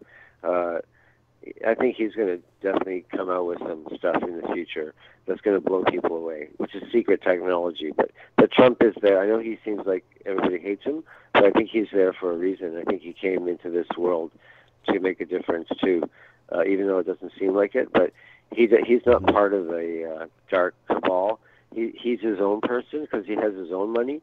So he's not bought and owned by anybody, and he won't be bought and owned by anybody. And that's why he's good, because he's not bought and owned by the dark cabal or they're evil whatever. And you know, he's going to come out with new technologies that are going to help us quite a bit to start us off, and then from there we'll move on. We'll move on from there. We'll see what happens. So that's going to happen soon. Yeah, I sure hope so. Yeah. I've been following that closely, and I sure hope so. That would be a really nice outcome with all I hope so. Yeah, I hope so, because we need that. We need that badly. We need that like right away. We need something right away, because people are getting discouraged. I mean, they need to see something like that. We need to see new technology. We need to see free energy working, free energy devices. That's what we need. Free energy to be free. We need everything to be free. Actually, we need to have freedom all over the place. But we need everything to be free. You know, why should you pay for anything, really? I mean, you're a human being. You deserve it all. You know, you deserve everything. I think God put you here so you can have it all. I don't think He put you here to have lack of anything. You shouldn't have lack of food or water or furniture or clothes or nice furniture or a nice house or nice anything, nice car, nice anything. You shouldn't have a lack of anything in life. I don't think God put you here for that reason. And I think everything could be changed. The whole world could be terraformed, and all the plans are ready to go. It's just a matter of the people. The people have to say, hey, this is my world. I want it to change. I'm not going to give up on it. And I want the world to change, and I'm not giving up on it. And whenever they're negative, I always say to them, well, we're ascending now, and there's new energies coming in all the time, and I try to say to them that there's not going to be another war. There's not going to be no more negativity. You're just thinking negative. That's all. There won't be another war because it won't be allowed. It won't be allowed. Another war won't be allowed. No. Yeah. It won't be allowed. No. Not allowed. No. We're at the end. We're at the end of our rope. We're at the end. We're not at the end of our rope, but just so to speak, we're at the end. We're close to the end. Yeah. I mean, the world is upside down. The thing I see that's just amazing to me is, of course, Trump is a polarizing figure or whatever, but that people can't get beyond. People can't even imagine that he could be good or that he could bring about any kind of good or anything. I mean, they are so dead set on the fact that this dude was sent by the devil. He's going to ruin everything. And what do you know? It's like, and then you see like prayer groups that would normally pray for the president, and they're like, well, we're not going to pray for him. It's like, no matter who the president is, you should pray for him. Even if you don't agree with his policies or the person, why wouldn't you want to send positive stuff to this guy that's making all these decisions for you? At least send some positive intention the guy's way. Even if you don't agree with him, still hope he makes the right decision and brings about the everybody put him negative and they put him down. Yeah. People put him down all the time. They put everything he says down constantly. It's like, shut up. Why don't you do it then? You become president. See if it's easy. It's not an easy job. You know what you have to deal with if you're president? You have to deal with the dark. You have to deal with all the dark cabal and all the secret space program and all sorts of stuff going on now. Right now, there's so much shit going on in Antarctica. They're finding pyramids and giants and stasis and all kinds of underground city and you name it, they're finding it in Antarctica, and everything's being documented. I don't know if you ever watched David Wilcock or Corey Goode, or David Wilcock or Stephen Greer, or who else is there? Well, David Wilcock anyway. But everything's going on right now, and the president's involved in all that. So you be president, you see what it's like to be the president of the United States. See if you can do a good job. Because it's not easy. He's trying to do something. You got to send the guy give him some credit, or give him a prayer, even though he's, give him a prayer. You're right. Give him a prayer, yeah. But no, people are they're just so quick to jump on it. They're quick to jump on everybody. They don't want to give anybody they should give them positive, they should give them some positive input, and that way things will grow, things will grow that way, I mean, I'm from Canada, and I'm giving him positive input because our Trudeau is a traitor. He basically sold us off to the Muslims. We're under Sharia law now, which means the Muslims can come in and do whatever they want, which means they're coming in and taking over, which is what they want to do. But I don't care what the Muslims are going to do because they're going to do whatever they do, and I'm going to do what I'm going to do. So. Just reasons to divide over, I said it's just all reasons to divide over. They want us fighting over religion and politics and race and culture and geography, just anything they can get us to fight over. Because if we're busy fighting amongst ourselves over these divisions, we won't see what happens. Then we don't unite and realize the power that we have. Yeah. That's how the system's set up, man. But it's easy, once you see it, you're like, wow, I can really see how this is all set up. And that's really the expansion of greater awareness and consciousness, really, is realizing that, Yeah, man. It's all set up. Yeah, it's all set up. Yeah, you're right. Oh, I know. It's all set up, and the people are falling for it, hook, line, and sinker. And that's the worst part, is don't fall for it. That's the thing, It's all set up. Yeah, I know. It's all set up. Yeah, it's a setup. I know. It's a plan. It's their plan. But the thing is, they've had their plan for a long, long time, and they've been a little bit ahead of us that way. But at the same token, we have a lot of power within us that has to be awakened. Once we awaken that power, they won't have a say in anything because they won't have the energy to, let's say, do what they want to do. It will be over for them because our power will be restored, and their power will diminish. So they're so afraid that we'll wake up. They're doing everything possible to confuse us, is what you're saying, and make us fight amongst ourselves, so that we're too busy to see what's going on to wake up, to actually meditate and pray, or just be nice to each other, or just have good intentions, or just be good, you know. So, in other words, make us feel insecure about our lives and get us all depressed and all that crap, and then we can't function properly. Well, that's not going to happen in everybody's eyes. You know, that's not going to happen to everybody. And as soon as we move away from this victim mentality, things will just begin to shift around. You know. Yeah, we're not victims. No, you're only a victim if you think you are. Yeah. That's about it. Yeah. No, nobody's a victim. No victimhood. That's all brought on self. That's part of the programming. That's all. Part of the programming, yeah. Part of the program, yeah. To make you feel like you're a victim and this and that, and yeah, I know. But you know what? Even if you were a victim, you can not be a victim, because you can learn that it was a program that you were in, that it was all like a dream. You know, think of it as a bad dream, and going into a better dream. You know, like from being a victim into something more beautiful. Yeah. You know, like even if you were a victim, it doesn't mean you can't wake up. Yeah, because you can go from that into something much more beautiful. And I mean, if you were a victim, and then you had, let's say, an alien craft came down and landed in your front lawn, and a blue Arcturian being walked out, and they're so beautiful, and they touched you with love, and showed you that they were harmless, and they were here to help you. I mean, you would be, you know, in a great shape after that.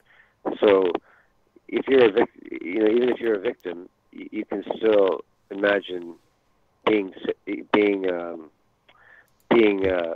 I don't know, being saved by another race, or you can imagine things changing. So in some way, at some point, you can imagine that things will change. I think you have to be around the right people and positive people, I guess, positive changes to make things happen. We all have to be around each other to make things work. Yeah, you know, totally. I guess the right people, yeah. Well, we are approaching the top of the hour here. I'm coming up against another hard break, Robert. I do appreciate you calling in, buddy, and it was fun chatting with you. Okay, yeah. All right, buddy, I'll talk to you. Too, yeah. All right. Okay. Don't be a stranger, buddy. All right. Lots of love to you. Bye-bye. Yeah, I won't. Okay, same here. Bye. Bye. All right, let's move to that. We know deep within ourselves that we've chosen to be on this planet at this time to assist humanity to remember who we truly are. No matter where you are on the journey, it's our desire to give you the tools for your self-ascension with informative guests and a lot of laughter. So join Sandra and me every Saturday afternoon, 2 to 4 Pacific, on Twin Flame Divine Fire, right here on Oneness Talk Radio. Wisdom teacher Sri Ram Ka. Are you noticing that life is speeding up? Are you experiencing changes in perception, interrupted sleep patterns, headaches, and shifts in personal relationships? Chances are you are having a spiritual experience, not a medical problem. We call these experiences AAEs, or Ascension Acceleration Energy Experiences. These are signs that your vibrational rate is accelerating. You can learn more about AAEs and how to reorient yourself to the energy of these transformational times by visiting our website, www.selfascension.com. That's www.selfascension.com. As a nonprofit organization, we offer classes and teachings to support your journey. Visit the appearances page at our website, www.selfascension.com. Hip, fresh, and fun. Discover your positivity portal 24/7 and experience unique talk radio from around the planet, perfectly mixed with music that enchants your soul. At a moment where everyone is being challenged to stay awake and release fear, OnenessTalkRadio.com is here to remind us all of our divine mastery. Imagine the activating power of intentional oneness and universal healing available at any time. With shows in multiple languages and formats, relax and explore. Our commitment commitment to uplifting music from superstars and fresh talent, combined with your favorite shows, will inspire you to stay all day and soak in the gift of connection. Once you experience our signature Oneness moment, in only 3 to 5 minutes, your heart will expand as miracles unfold. OnenessTalkRadio.com. One world, one voice. Expand your vision. Shane Robinson with Unbiased and On the Fence, host of our Friday Night Love Stream. Unbiased and On the Fence. You're listening to the Friday Night Love Stream on Oneness Talk Radio. And we are back. Let's see, phone lines are open. Let me give you those numbers if you're just tuned in. Let's go. Call in now and share your Oneness experience with the world on Oneness Talk Radio. To call into the show, dial 605-562-0444. That's 605-562-0444. Enter show ID 147-7973. That's 147-7973. For international phone numbers, go to OnenessTalkRadio.com and click Unbiased and On the Fence under the Live Shows tab at the top. Your calls, your stories, on air. You're listening to the Friday Night Love Stream on Oneness Talk Radio.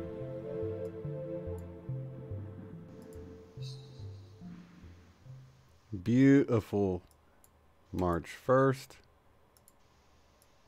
Moving towards spring. It's hard to believe, less than a month until we hit the equinox. Are you guys excited? You go to the chat. If you guys do not want to call in, you can ask any questions that you have on your mind, and I will talk about it while I'm waiting. Let's see. And I do want to remind you guys, you can join in on the OnenessTalkRadio.com chat as well, if you are listening in on Oneness Talk Radio. And I also wanted to remind you, if you're listening on YouTube, you can look in the description below and get the international phone numbers to call in. You can join in from the telephone or from your computer if you'd like. Works well both ways.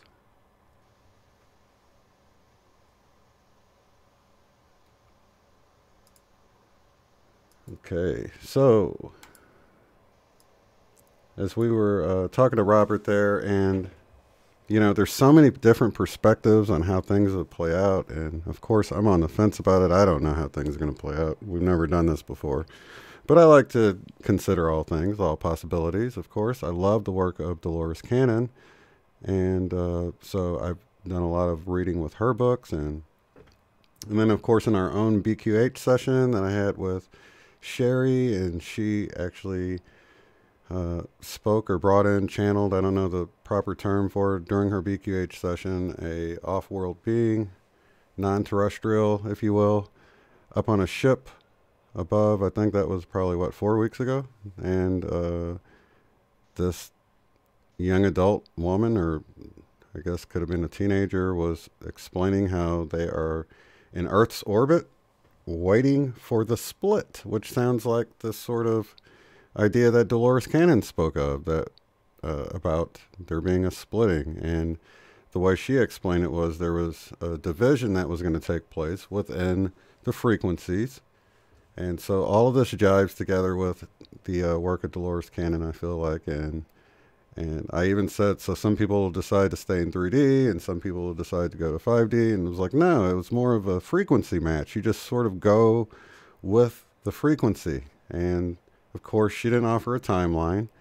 And that's sort of the one thing I've noticed when you really get into some legitimate channelings, that if anybody sort of that you channel seems like they have all of the answers, the legitimate stuff, it seems like no one has all the answers. Everyone's sort of course, they might have more pieces of the puzzle, but nobody knows it all. And I think that's sort of the danger when you get into stuff, is that sometimes they'll come off like they have all the answers, but on the channelings and the BQH hypnosis sessions that I've been involved with, they don't seem to have all the answers. They seem to maybe have more pieces of the puzzle, as I was saying.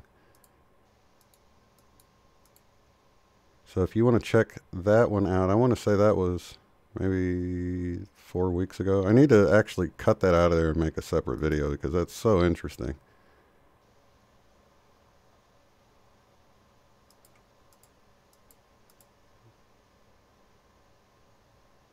Okay, here we go.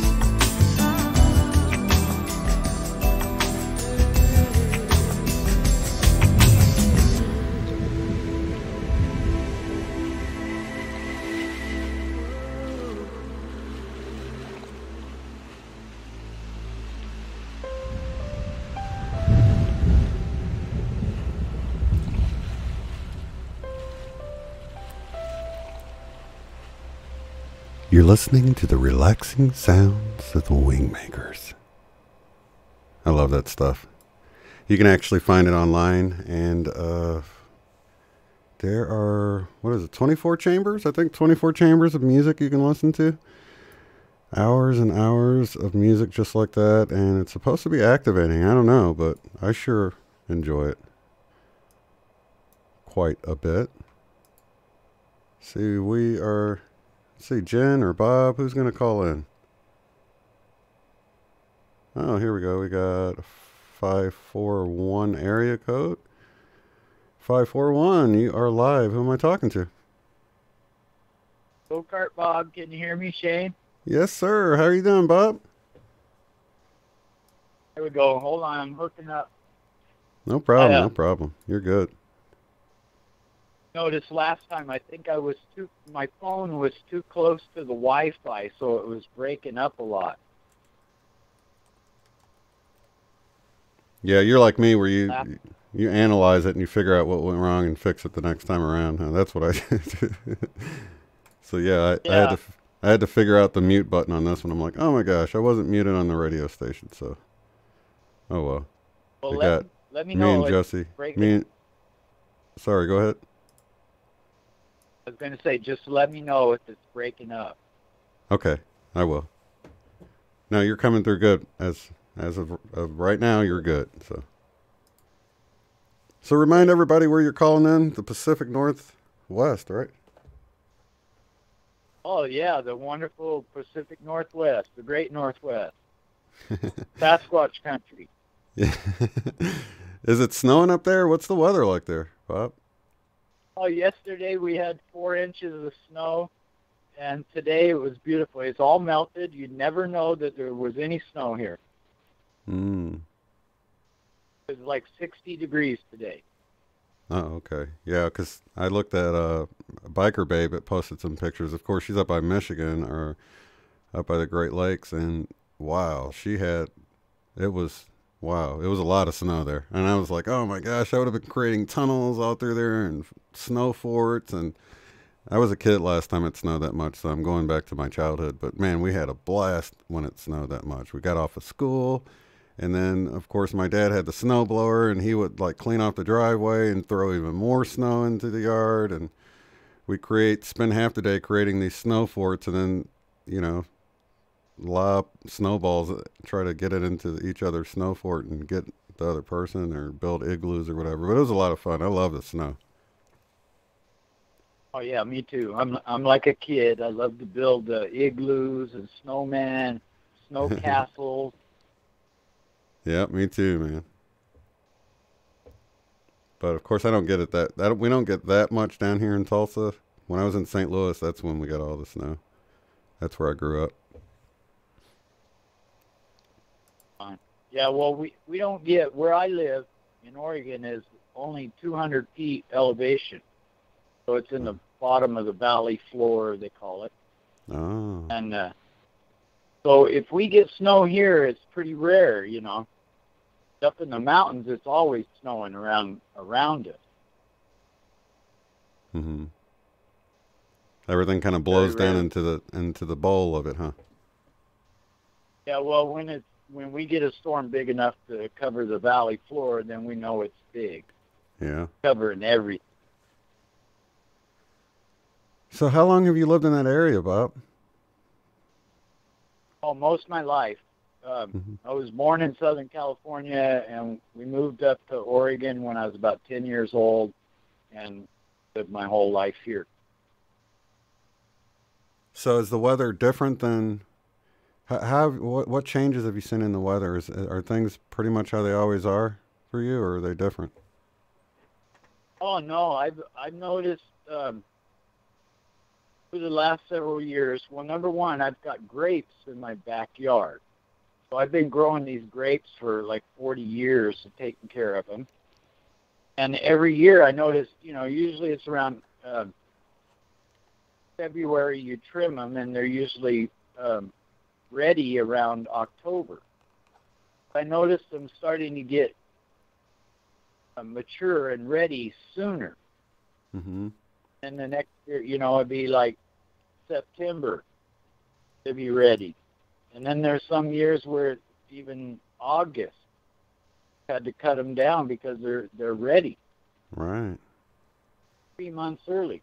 And I also noticed today that I got the first flower came up. And they've been coming up for the last few weeks. And I was going, why are the flowers coming up? And it was in January. They started popping up. All of February. And so I go, man, it's supposed to be April showers bring May flowers, you know, and this is like January. Yeah.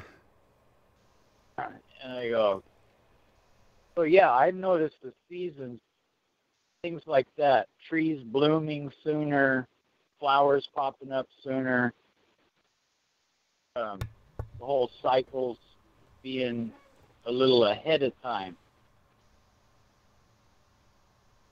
So do you think it's the sun changing, or what do you think? What do you think's causing this shift in the seasons?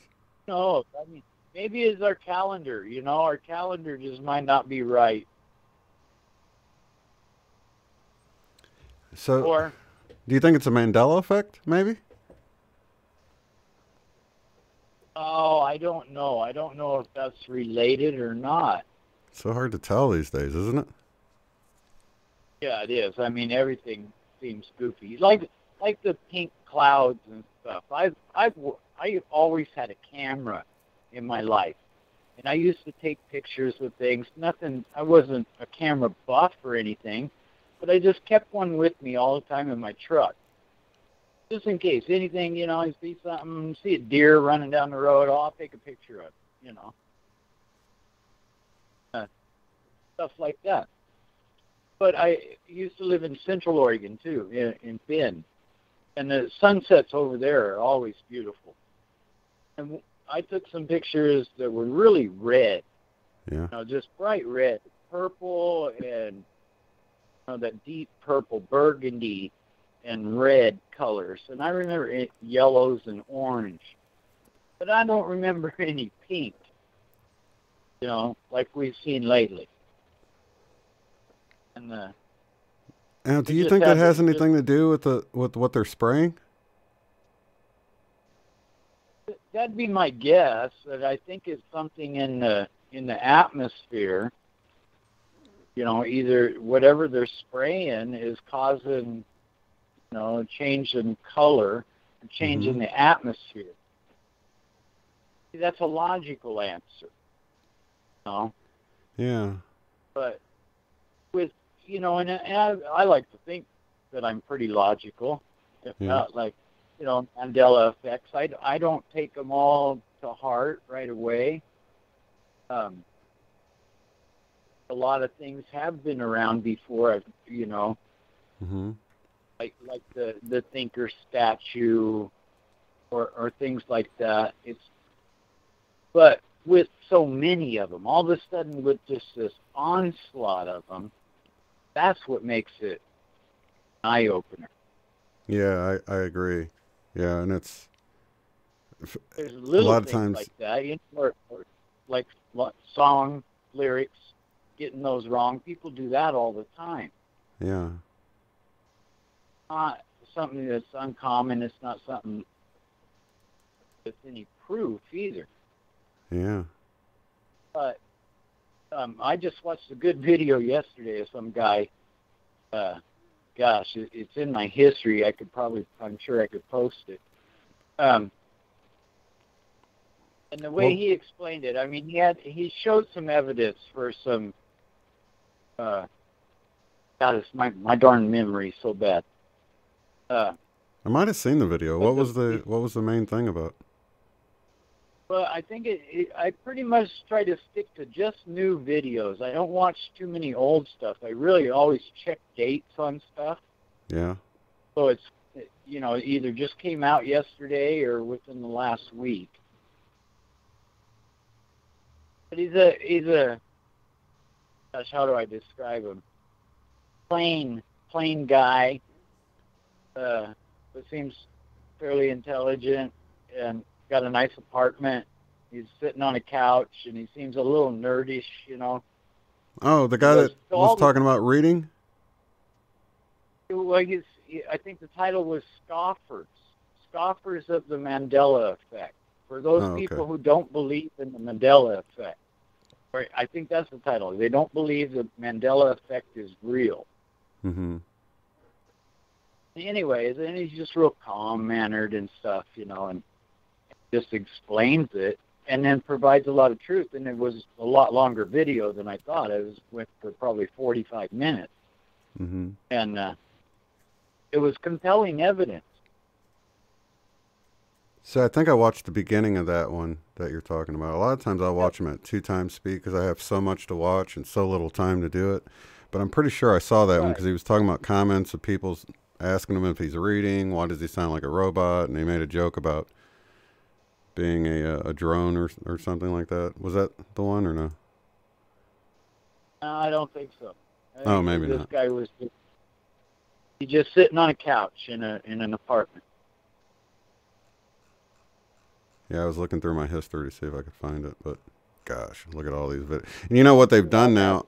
That I hate that they've done this, but they've got it on YouTube now where they'll offer suggestions, and if you pause to go do something or anything and it starts showing you this preview of it, then it goes in your history like you watched it even though you didn't, and then you've got to look through all of that.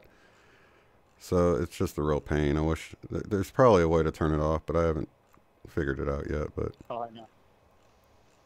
Like, I tried to organize my page or my channel, and then I noticed all of a sudden the things that I would click like to, if I click the like button, it goes into my main page, I think. It mixes it with my videos. And I go, why? I don't want people to see that. I just want them to see the categories and, yeah, my favorites. Or my videos, I want to keep those separate. Yeah, I agree. And then you don't know what they're showing you and what they're showing other people, and if it's affecting what other people see on your channel and things like that. It's hard to. So I typically. I don't know what other people see. Yeah. Yeah, I think it's but I did notice a big channel. I want to say they had like, I don't know, maybe 10 million subscribers. Had a video I came across. It was called Why You Have False Memories, the Mandela Effect Explained. And they sit there and begin to explain why people are seeing the Mandela Effect and the mainstream way of looking at it, why our memories are faulty and why we're seeing all this. But, all it takes is to scroll down to the comments below. And, we got great people in this community because here's one that says, I refuse to accept that the girl from Moonraker didn't have braces. I saw it. The timeline has been altered by Captain Janaway. So, of course, they got their views on what's causing it or whatever. But that's a perfect example. How can you misremember braces on teeth when the scene makes no sense anymore? And then someone else made the comment that you didn't even talk about flip-flops. So how do you explain flip-flops? Because that was a big one for me. When I heard that Houston, we have a problem, had changed to Houston, we've had a problem. And I sat there wondering, and I was sure that it had changed, but I didn't put it in my 100% category. But then when it switched back, and I sat there thinking about it for so long, there was no doubt in my mind that it had changed again. So I love the flip-flops because they force you, when something changes and then changes back, they force you to really pay attention to it. And then 100% it's changed because you sat there thinking about it for so long, Right. Yeah, then my other theory, and I've been thinking about this even today, I was just going, the only other theory I could think of is some kind of experiment that has just messed with all our memories. It's causing our memories to fail. But that theory, I go, that would just really piss me off if somebody did this. Well, like CERN or something. Somebody knew they're doing some great experiment that caused some massive change in people's thinking. That is just like, that's scarier than the Mandela effect as it is, And the funny thing is, I've thought about that a lot, because you want to consider if you're the one being fooled, or if you're the one that's being implanted with memories or whatever. But there's a couple of things that's made me lean away from the affected being the ones that's been toyed with, if you will. And that is residue, for one thing.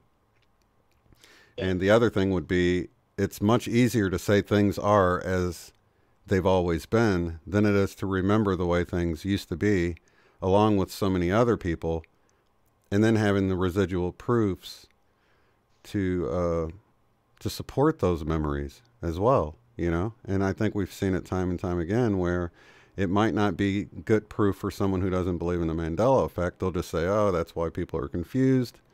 But for the people that remember, they look at these things and they say, well, why does this exist? Why can we go up to Febreze in the store and you can see the price tag underneath on the edge of the rack spells Febreze the way you remember it? Why would that be that way? You know? Little things. Right. For me, it was Looney Tunes. And I'm not a good speller. I am dyslexic, so, you know, I can't remember exactly on that one. Mm-hmm. But OxyClean, for some reason, I used to use a laundry detergent, and I used a product cleaning floors when I was working that both had Oxy something in it, you know, OxyClean or something. Right. And I know it was spelled with it was OXY. Yeah. The other one was the Kit Kat bar. That's the one that really got me, and you know, and I just go, why would they change that logo? You know, I mean, it looked right with the hyphen in it. Yeah. You know? Or Coca-Cola having the hyphen. Now, see, I can remember that having, the way it is now, I know it wasn't always that way, but I can remember it having this little squiggly thing, kind of like on the keyboard, the you know, the number line at the top. It's that little squiggly line to the left of the number 1 key. It's something like that was in between there, and then I remember it without anything at all. But I do know that little dash towards the top in between Coca-Cola.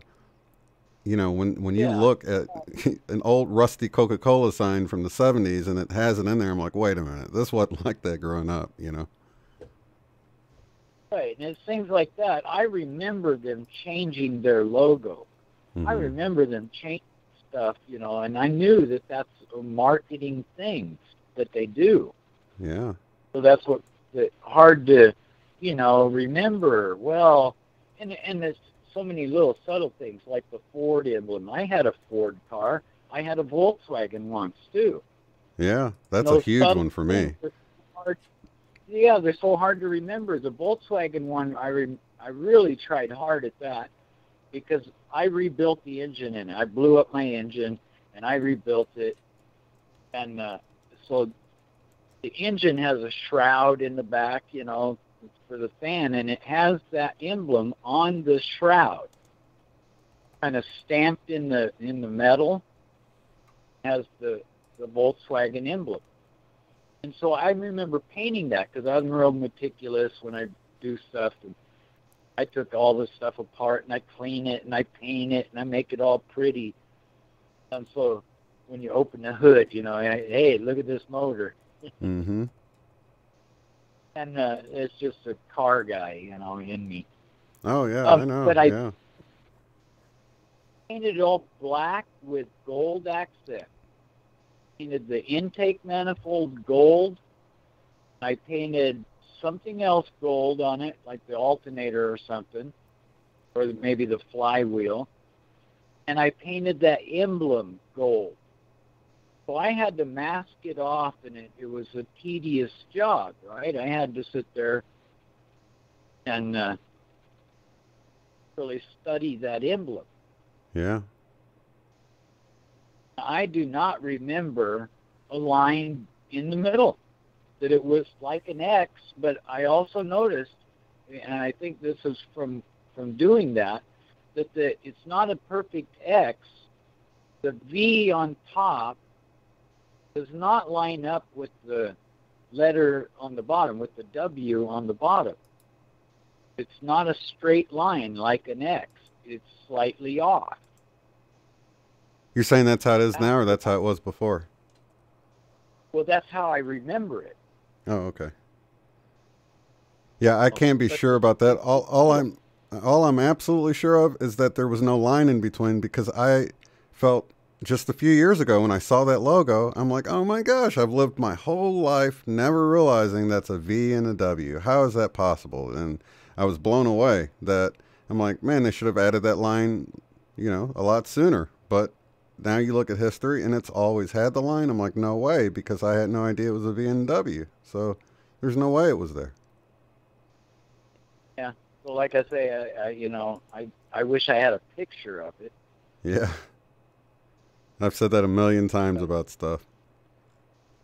And I remember in the very early days, Bob, that, I'd be like, oh my gosh, I got this piece of artwork. And in fact, I just pulled one up last night, off of my, out of my Dropbox folder from back when I was in school. And I had created this alien on the moon holding a Coke bottle. And I still got caught up in it. I'm like, oh my God, the Coke bottle. I bet it has the right emblem. And sure enough, that little dash was on there. So I was like, oh man, you just think stuff is going to survive, but it doesn't, Yeah. And the other one that really got me was the globe changing, because I've got one in my second bedroom that's been there. I've had it since I was 13 years old. And I've seen the thing about the continents move, and I go, oh, God, this is crazy stuff. That, that's not going to happen. I go, I'll go look at my globe. South America is under America, is south of America. Yeah. And I went and got my globe, and my jaw hit the floor. So look at that. The whole South America is way over. It's east of Florida. Yeah, that's crazy. And I go, and the other one that got me, of course, was the Bible changes, like we talked about. And got my Bible and the same thing. I go, now we're talking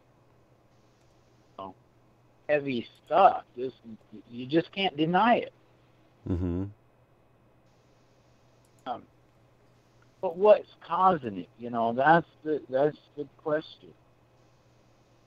Well, when I look at, you can look at the cause and you can look at the effect. And for me, when I couldn't pin down a cause, I had a whole host of theories, of course, and I considered CERN and D-Wave and all that stuff at first. But whenever I'm trying to figure something out like that, and I sort of hit a dead end, which is a dead end if you consider it CERN and D-Wave, because you can say, well, maybe, but let's explore some other options, because there's really nowhere you can go with that. It's like a cul-de-sac. I mean, you get there and it's like, okay, what do I do? You can't get into the facility. You can't, rough up the scientists and say, hey, what are you doing to our reality and stuff? So pretty much all you can do is, leave that there and go explore some other options, and at least leave it on the table and as a possibility, but go down another route. But as soon as I had all these theories out there of what could possibly be happening, and then I decided to think, well, is it a positive thing? Let's look at the effect. And then I looked at the effect on my life, on the effect of how it's brought so many loving people together. I mean, don't get me wrong, it's brought the hateful people out of the woodwork too. You just see them in the comments and stuff. But for the most part, many of us wouldn't have been together having this conversation we're having right now, hanging out in the chat, if it wasn't for the Mandela effect. So for me, it's been a positive, and although it's shaken me up a little bit at times and it's been a real trip, I think, ultimately I haven't been harmed by it or anything. It's been exciting, Oh yeah, that's what I was thinking. This is right at 1 year for me to be online, to be chatting online, to be posting videos. All that started just a year ago. But I knew about it. I was watching the internet stuff for a year, but I never chatted. I never posted anything. I didn't interact. Mm-hmm. Till, it was around January, February last year. And my first video I posted was in February or March. It's also my 1 year anniversary for being retired. People might remember that. And so, yeah, this year's been a crazy year. But what can you do about it? You know, now I just go with the flow. You know, there's so much out there, and half of it I believe is true, and half of it's made up. So now it's gotten more confusing. Well, I think you're cutting out a little bit, Bob. Oh, okay. See, I was leaning towards the chat. I was trying to read the chat, and I got close to the Wi-Fi. But I was just saying that my 1 year anniversary to being online, interacting with people online, and it has been great. The people I've met, I love you all, because it did give me an outlet and somebody to talk to about this stuff. I was actually going to counseling before that, but like I said, because of I was post surgery, so I didn't know if the confusion was from the surgery or something else. But I certainly noticed something was going on. No idea what. Yeah. And I wanted to say, Josie was my what I would call my first internet friend. Definitely the person that made me, you know, open up and feel comfortable to talk and to post and to chat, you know. Yeah. And your show too. Yeah.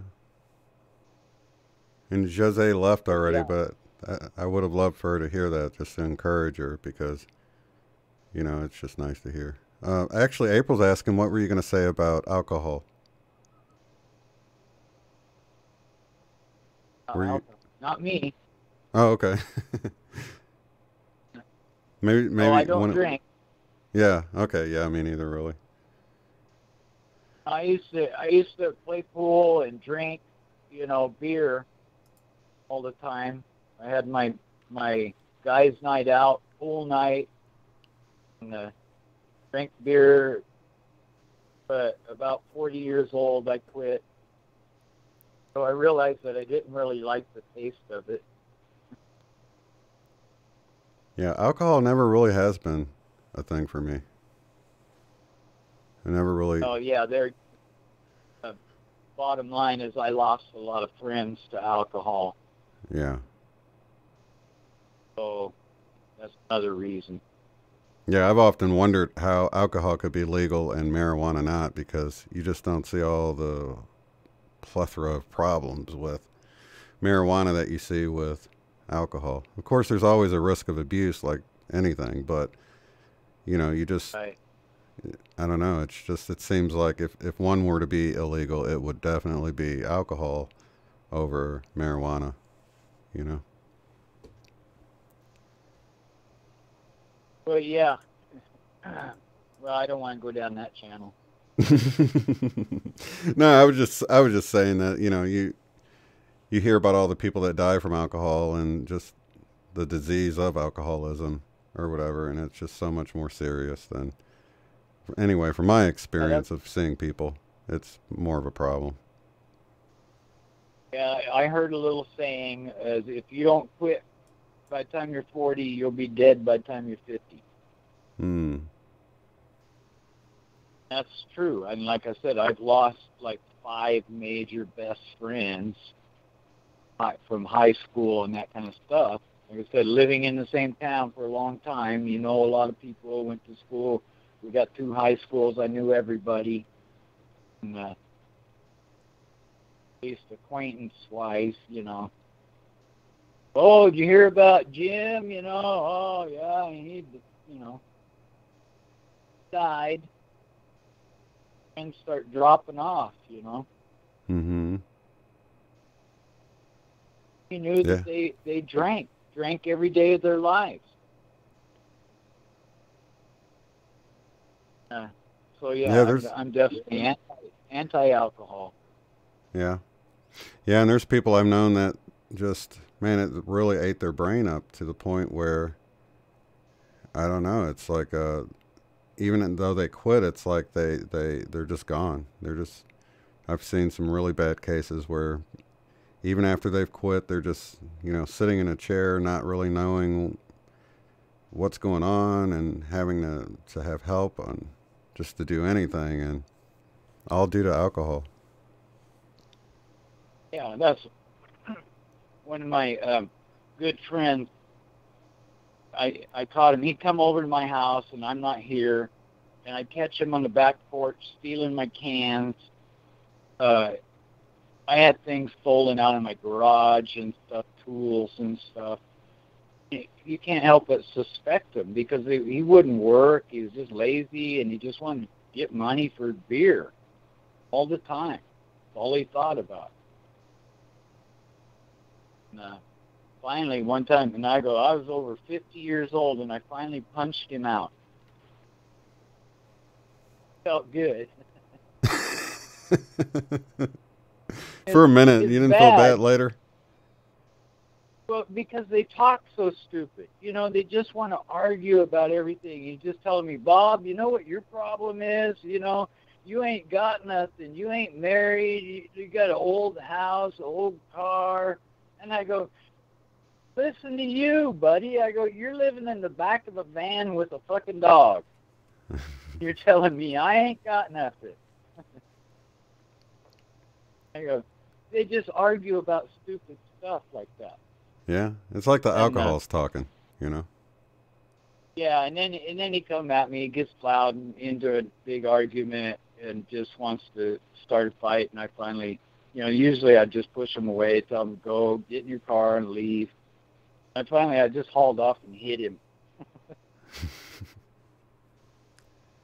Did you regret it later, Bob? No, I've never seen the guy since then. Well, I remember a video. Gosh, this must have been. He really was. He was a one of your first. Friend, I'm sorry, Shane. Go ahead. No, sorry. There's a little bit of a delay, and you got cut out again. So I didn't hear you talking. But I remembered a video you did where I think it was one of your neighbors was having a hard time, and she seemed like she was drunk as a skunk. You did. I don't know. You just went on a little walk or something, and came across. Oh, yeah. You remember that? That's another neighbor. Yes, that's another neighbor. I called that one like the walk down to the rabbit hole part. Oh, that was the name of the video? Neighbor. Yeah. Yeah, something like that. Walk to the park on the rabbit hole. That's another girl, and she's really nice. She's a sweet lady, but again, they're alcoholics. They just drink all the time. Yeah. And, but she's not violent. She's not, got a little emotional, but she's fine. Yeah.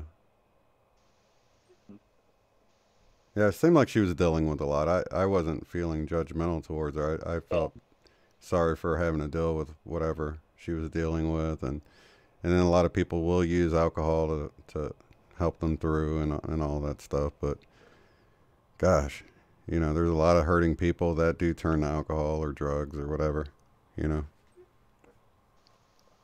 the funny inside story on that was that what she was upset about was this girl taking over her.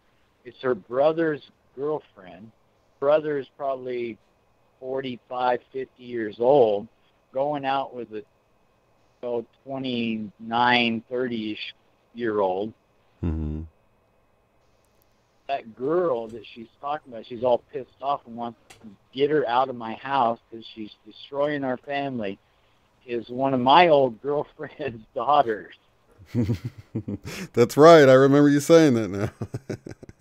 Yeah, and I go, oh, I know who that is. I know who she's talking about. Oh, poor thing. But I said, yeah, I'll have to have a talk with her. I haven't done any, you had done some time-lapse sky photos in the beginning, and it was right around the time I had quit doing them or whatever, but man, they were really beautiful. Have you done any more of that lately? Oh no, like I said, I just figured that out on the camera. I just started playing with the camera, and wanted to take some pictures, and that's how I found out how to get on YouTube. I'd already made an account somehow before. Mm-hmm. I uploaded a couple little quick, 10-second videos as a test. All right. Like I said, and then it was about a year ago. That's when all that high energy hit me, and I was just going through the roof with the stuff from Nathan, the music, all that stuff was all, these synchronicities were coming so strong and so hard, and the energy. And I was getting all this confirmation through music. Mm-hmm. I even wrote a list, I made a list, but I was also playing with the camera making the videos, the time lapse. Yeah. And the music, I'd just make a video and it would be 3 minutes and 2 seconds. And then I would come in and I'd upload it, and then I'd look for the music and I'd find a song, 3 minutes and 2 seconds. Oh, okay, let's put that song to it. And it would match just perfect. I'd go, oh, that's a perfect song for it. Yeah. So, well, this is easy. Yeah. And then I did a few more, and I go, yeah, that music was perfect with it. But now it's harder, I think I did make a couple really cool videos, but yeah, I love those. But now, I don't have a lot of music to select from. Is it, you were using the music, I think you're using the same music I do off of YouTube, right? The free music that you can use? Yes, that's all it is. It's all Right. ambient, no... Yeah, because I think we used the same song at one point. I was like, oh, I've used this one before. Oh, And yeah, that's when that one sunset, or it was called The Sunrise. Mm-hmm. And that song, I can't remember what the name of that song is. When I see it on the list, I know it's a Yeah. beautiful song. Yeah. Yeah, they've got great music to use for free on there. I really dig it. In fact, the intro, the very first part of my intro is my own music, but the one I use that sounds kind of tribal, and I'm showing the Mandela effect comparisons, that comes from the YouTube free music section too. But one of the things that, back to the time-lapse photos and time-lapse video, that's one of the things that really revealed a lot to me about the sun and some of the things I was seeing that I thought were like sometimes you'll feel like you see multiple suns in the sky, you'll feel like you see something, and once you do a time-lapse recording of it or speed a video up, you can actually begin to see what's really going on up there and how much of that is just optical illusions to what you're seeing. Because sometimes you'll be able to see the sun through the cloud, which, gets back to what we were talking about early on about, whatever they're spraying up there seems to be highly reflective and really block out the sun really well. But sometimes it's thin enough you can see the disk of the sun there. But at the edge of the cloud, it will be much brighter than it is right on the sun because it's just highly reflective. So if you just glance up there, then you're like, oh my gosh, two suns. But with a time-lapse recording, you can actually see it get brighter. You can tell it's the sun doing it, and that it's whatever they're spraying up there is just highly reflective, and it's causing this sort of optical illusion that you're seeing multiple suns, but a lot of it becomes really apparent once you're doing that. So I always encourage people, I'm like, just do a time-lapse recording, and a lot of these things you're seeing would be what you're thinking you're seeing will be answered. Now, I'm all for seeing stuff. I think there's craft and things like that, but some of the stuff you see out there that looks like something really turns out to be nothing when you look at it under a fast sort of time-lapse recording like the ones you were putting out. All right. That just sent me down a couple paths there.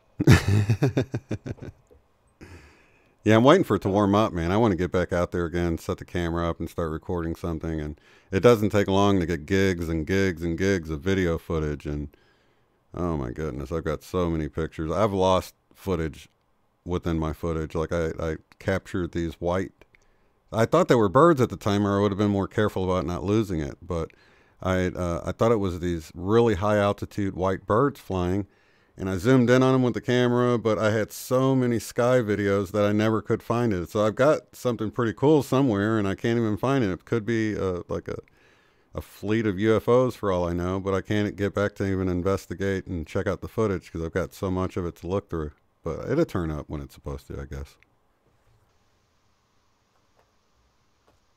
Yeah, it's oh, and you're a drummer, right? Yeah. Yeah, that's what I thought. I knew you played some kind of instrument. Well, I play guitar and drums and keyboard, piano, you know, and even played flute in school, but I don't remember how to play that very well. Well, I don't know if you'd be able to hear this. Tell me if it sounds terrible. Okay.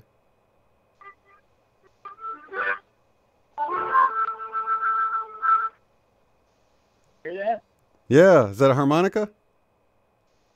Oh,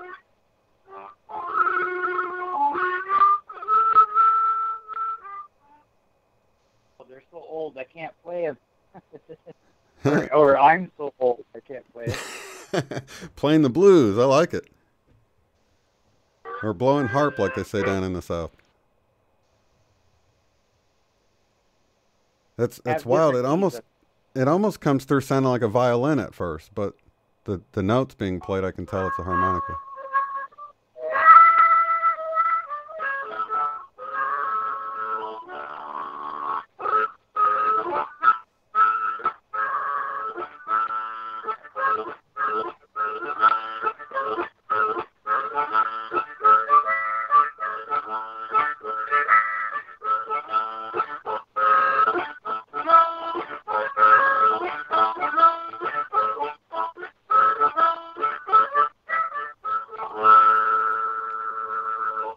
Hey, way to play, Bob. And I wish my guitar was in reach, but the timing would have been all off. That's cool. Yeah, I man. got a cousin that plays guitar. I jam with him a little bit. Yeah. But do you like blues music then? oh yeah, I like blues, jazz, classic rock, everything. Mm-hmm. Yeah, me too, man. I don't. Yeah. Not big on punk. I'm not big on country. Yeah, me neither. And that new screamo stuff, I've heard a few that's not so bad, but most of that I turn it off pretty quick. I don't want to hear people screaming. But yeah, I like blues and of course rock and old rock and southern rock has a lot of the bass into the, has a it's just fundamentally it's blues, but with a different sound added to it. But yeah, I've liked a few country songs, but not too big on country, and not as big on jazz as I am blues. But I enjoy everything, Oh yeah, I like. You know how it is. You can like a certain type of music, but you might play a different type of music. What you play isn't always like. Yeah, that's true. Like my mind, when I'm playing music, I hear blues, like I hear the pentatonic scale, which isn't jazz, it's blues and rock.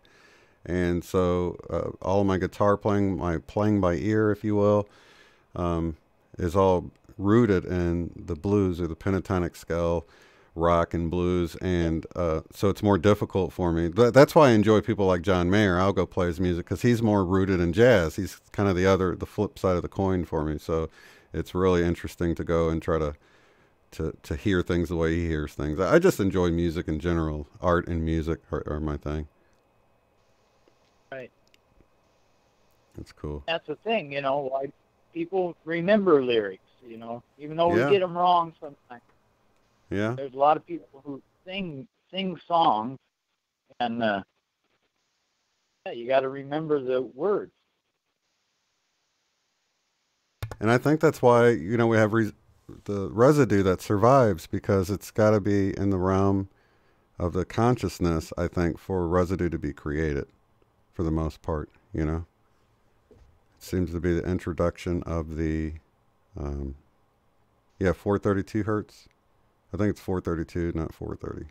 But yeah, I was responding to the chat. Well, actually, we're down to about 30 seconds, Bob. Is there anything you want to say before we close out this episode? Oh, no, I'm sure I'll remember it as soon as I hang up. Yep, I'm the same way, man. Yeah, I'm trying to think of, you know, something relative to ask. Yeah, what other, do you play any other instruments besides harmonica? No, actually, my brother's the one that's got all the talent, and I picked up a lot of guitar from him. The harmonica was always my instrument. I just play by ear. I can't read music. I don't get it. Yeah. I can read music very slowly, but like my sister who plays the piano, she can sit down and start playing the piano and reading music like we read a book or something. It just always amazed me that you could have that sort of effect. And it's coordination. Cool. Yeah. Yeah, that's amazing. To read music off of paper and then to translate it to your fingers on a guitar. Yeah. I kind of get it, but I just go, man, I just can't absorb it enough to do it fluidly. Yeah. I do want to tell all the listeners on Oneness Talk Radio, we appreciate you listening in, and we'll see you on the next broadcast in a week. Lots of love to you. And that will round out our episode on Oneness Talk Radio, and we can continue talking. So yeah, I've always had a certain respect for people that can sit down and do that. Like even with guitar music, I had to read tablature. I found it to be easier to know the song you're trying to learn, have it like in your head, and then read tablature, which is basically 6 lines that represent each of the strings and then numbers that represent the frets you're supposed to push. And that to me was much easier than trying to read notes and figure out where to play it on the neck. Because, you know, there's multiple places to play certain notes on the guitar. And it's just more helpful to know how somebody actually plays it, where they're actually playing it, and what they're actually pressing on the neck of the guitar, you know? Well, I know what else I wanted to mention. Mm-hmm. Was about back to the videos. Making videos. My first video was, you know, I was thinking about the moon. It was connected with this moon question I had. Why is it, you know, because my house faces due south. It's real simple. I remember this video you're talking about. Yeah, and I thought, oh, I got a camera. I can post this question. I'll try to, you know, post this question online and see what feedback I get from people. Mm-hmm. But I didn't understand how YouTube works, and I didn't know who, you know, I posted this video, and I go, well, now how do I promote it, or how do I get it out there where people will see it? You know, it's so random, you know? And I got 2 or 3 hits. Oh, you know, nice video. You know, yeah, but what, did you get my question? And nobody really got the question. I saw what you were saying, and yeah, I saw what you were saying with just the location of it, because if you're used to it landing, or not landing, but setting in a certain area, and it's always within this range, why is it outside of that range now? And remember, because we were talking about getting that app, that Sky Map app that's free, and you can sort of chart it. But, you know, the funny thing about that is, if it's something strange, a shift going on in our reality, then it's going to change the app. I mean, we're talking like it's a Mandela effect sort of thing. It would have to be if the lunar eclipse, the solar eclipse, the apps and all that still look as if everything's normal, right? But you remember it being different, then we're in the realm of the Mandela effect then. Yeah, I mean, well, the first thing I realized that it was harder to pose this question, a video, you know. I thought, it'd be nice if I could time lapse it, the moon, you know, going across the sky, and then the next night do it again, and the next night, and just keep doing that over a week, just a week's time.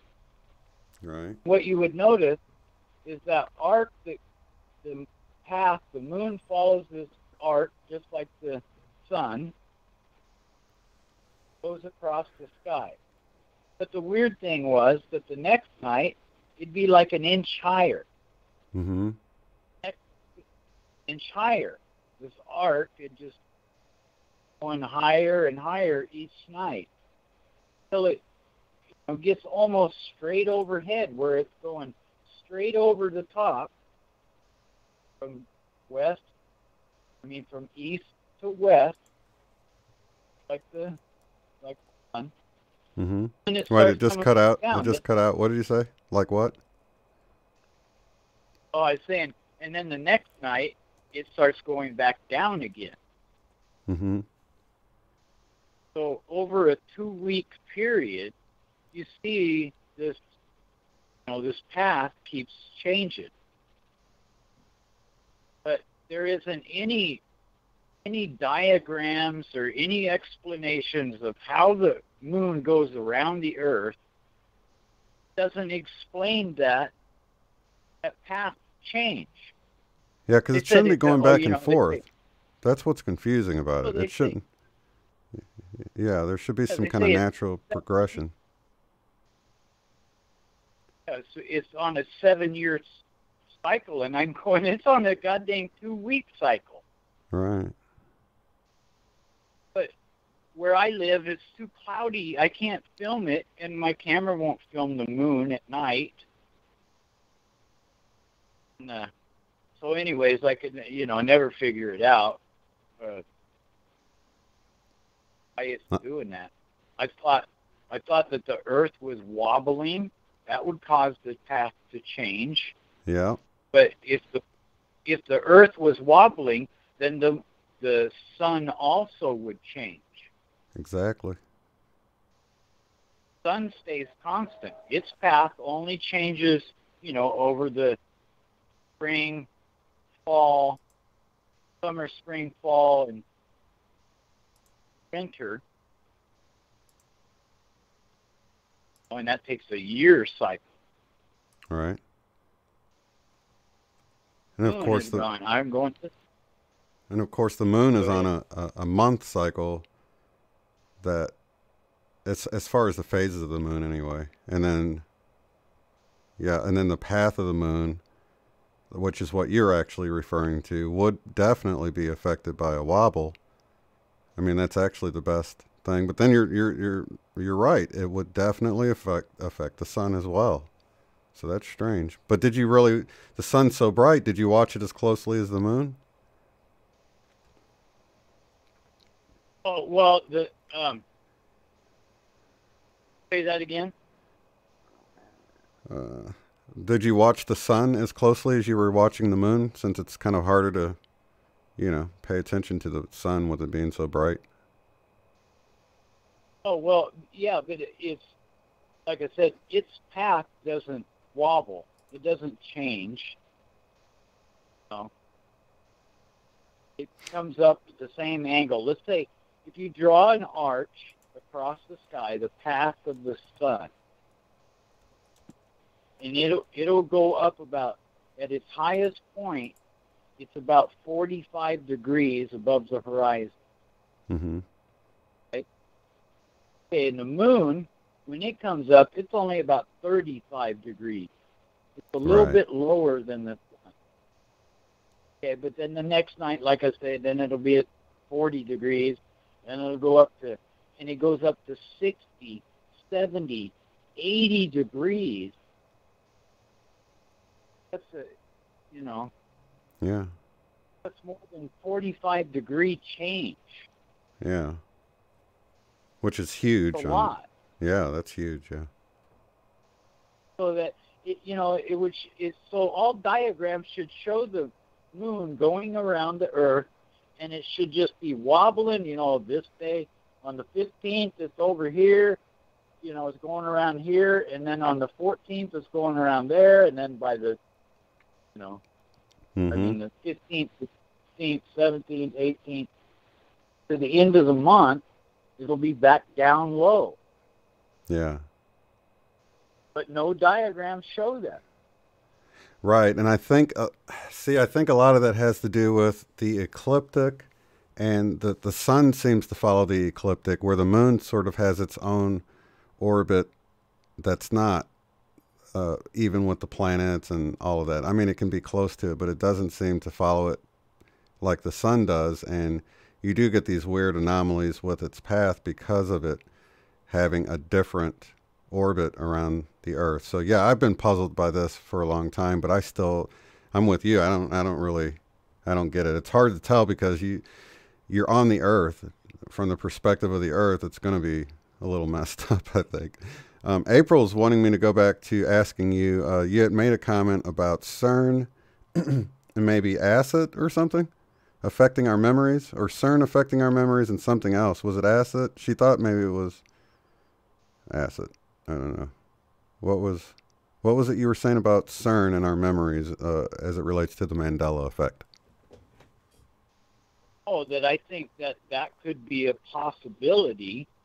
Mm-hmm. What caused? Who knows? It gets into that dark energy stuff. You know, I've seen enough videos or whatever and about dark energy. It's just the opposite of positive energy. It's negative energy. And it's like something you just don't want to mess with. You know, it's like black holes. There's a lot of things out in this universe that we don't understand. And that's what it's like, mad scientists playing with stuff that they want to find out the cause, but they don't know there's other effects. I'm wondering if one of those side effects that it released this energy that's changing the people that are sensitive, vibration changes to all these changes, which is what I see in general. Most people that recognize the Mandela effect, I really think it should be called a quantum effect. Mm-hmm. Yeah, me too. It has to do with energy and mass and all that, which does affect human beings. Yeah, and Vanessa VA kind of got into this whole thing with the connection to our Schumann and all of that stuff. And there's no doubt that CERN is toying with stuff. I don't know. I don't feel like that's a good enough explanation. And one of the things, believe it or not, one of the things that kind of I tend to lean away from that is because of the whole Happy video where the guy's holding the Mandela Bond sign. I'm like, well, would they really be trying to take, you know, I don't know. Maybe so. It's just a huge weird thing. You know, why in the freak is that guy wearing that sign? Yeah. No, it appears that they're trying to take credit for it. No doubt about that. You know, and I think there's another channel that put out this pamphlet they had where they had Alice in Wonderland. It had, what did it have? It had Darth Vader on there. It had quite a few, I want to say about 3 or 4 of the Mandela effect, big Mandela effects in the pamphlet. But they were popular things, so you can't really say for sure. But the pamphlet came out in like 2009, I want to say. So it appeared that they had foreknowledge of all this going on, possibly. But them knowing about it doesn't mean they're the cause of it either. I also got another huge theory. Mm-hmm. I told this to 5D, My Sky 5D. Yeah. He kind of got it. And he tried to be brief.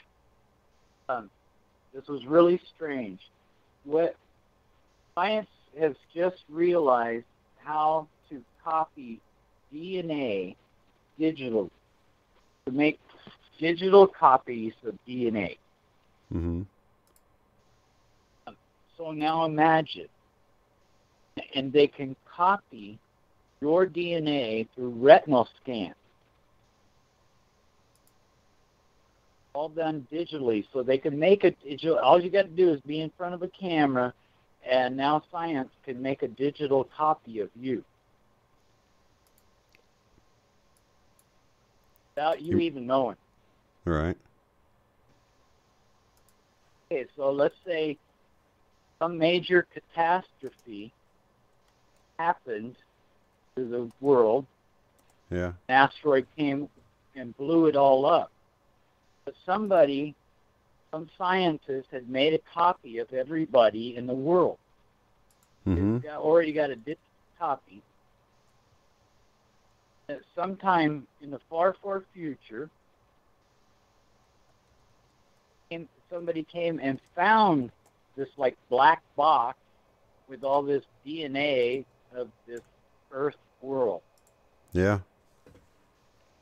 So they, I always forget what word to use. I always say reconstituted. They took all that DNA and they recreated it, redid it all, right? Mm-hmm. So it's all just a digital copy of the world.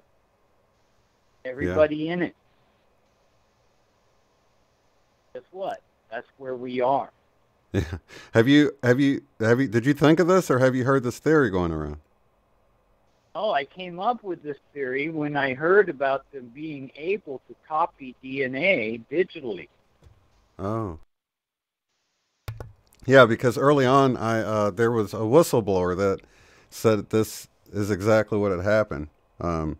That the world was destroyed, and they had made a copy of everything, all of our consciousness, and because it was destroyed, they took this copy of everything, put it inside some kind of quantum computer or some type of super consciousness computer, and that's where we are right now. I'm totally what you're thinking here. Yeah, you get it. Yeah. Bizarre.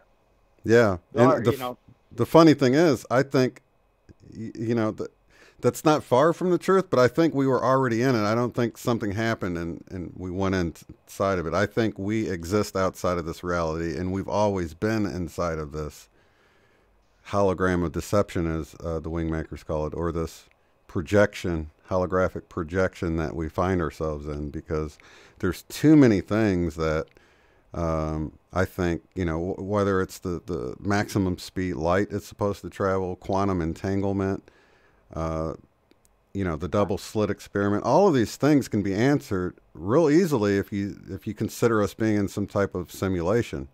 But then it's not a stretch to understand why light can only travel at a maximum speed, because a computer has its maximum clock speed, and you would think that if we're in some type of consciousness, quantum computer or something along those lines, that it would have to have some sort of maximum speed. There would have to be the Planck length, as we hear about.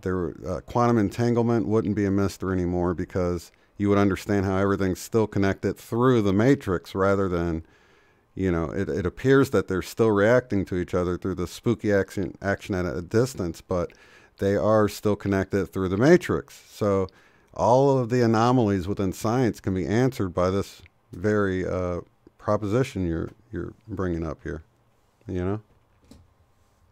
Right. That's what I think. The theory fits with people who think we're in a digital world. Mm-hmm. I don't really go along with that. But again, because I understand it's a theory, it's not fact. Right. Not proven. No. Yeah. But it's interesting. It's a real interesting way of looking at it, though. That's for sure. Yeah, and then I lost my train of thought. Go ahead, Shane. So yeah, I think just this idea of this being some kind of projection or hologram or whatever, and just to chime in on you saying a digital reality. You know, when I think of digital, I think of, bits or ones and zeros, on or off. And I think if this is some type of simulation, we're not dealing with a digital one. Not to like make a big deal over terminology, but I think it would be a quantum one rather than a digital one. You know what I mean? So it wouldn't be on or off. It would be this quantum state that we can see something be on, off, both on and both on and off at the same time. You know. Right. It's just weird. It's like most theories. It's hard to get a grasp of. Yeah. And it's hard to understand it from within the matrix. You know. I know what else I was going to talk about back to was the speed of light. That just these devices we're using right now, I'm talking on a phone that has a processor. That processor processes my voice, turns it into a digital signal, beams it through the computer, out to the satellite, over to your satellite, back down to your computer. It's deciphered. That digital signal is deciphered and comes to you as my voice. And that's all happening faster than speed. Yeah. This digital transfer of information is going faster than light. It goes around the world. You can talk to anybody around the world in nanoseconds.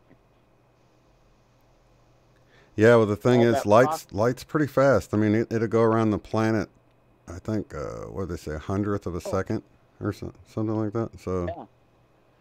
Or 10 times per second or something like that. 1/10 of a second. Here's a Bill Nye. Got me still? Yeah. Here's a Bill Nye science deal. Mm-hmm.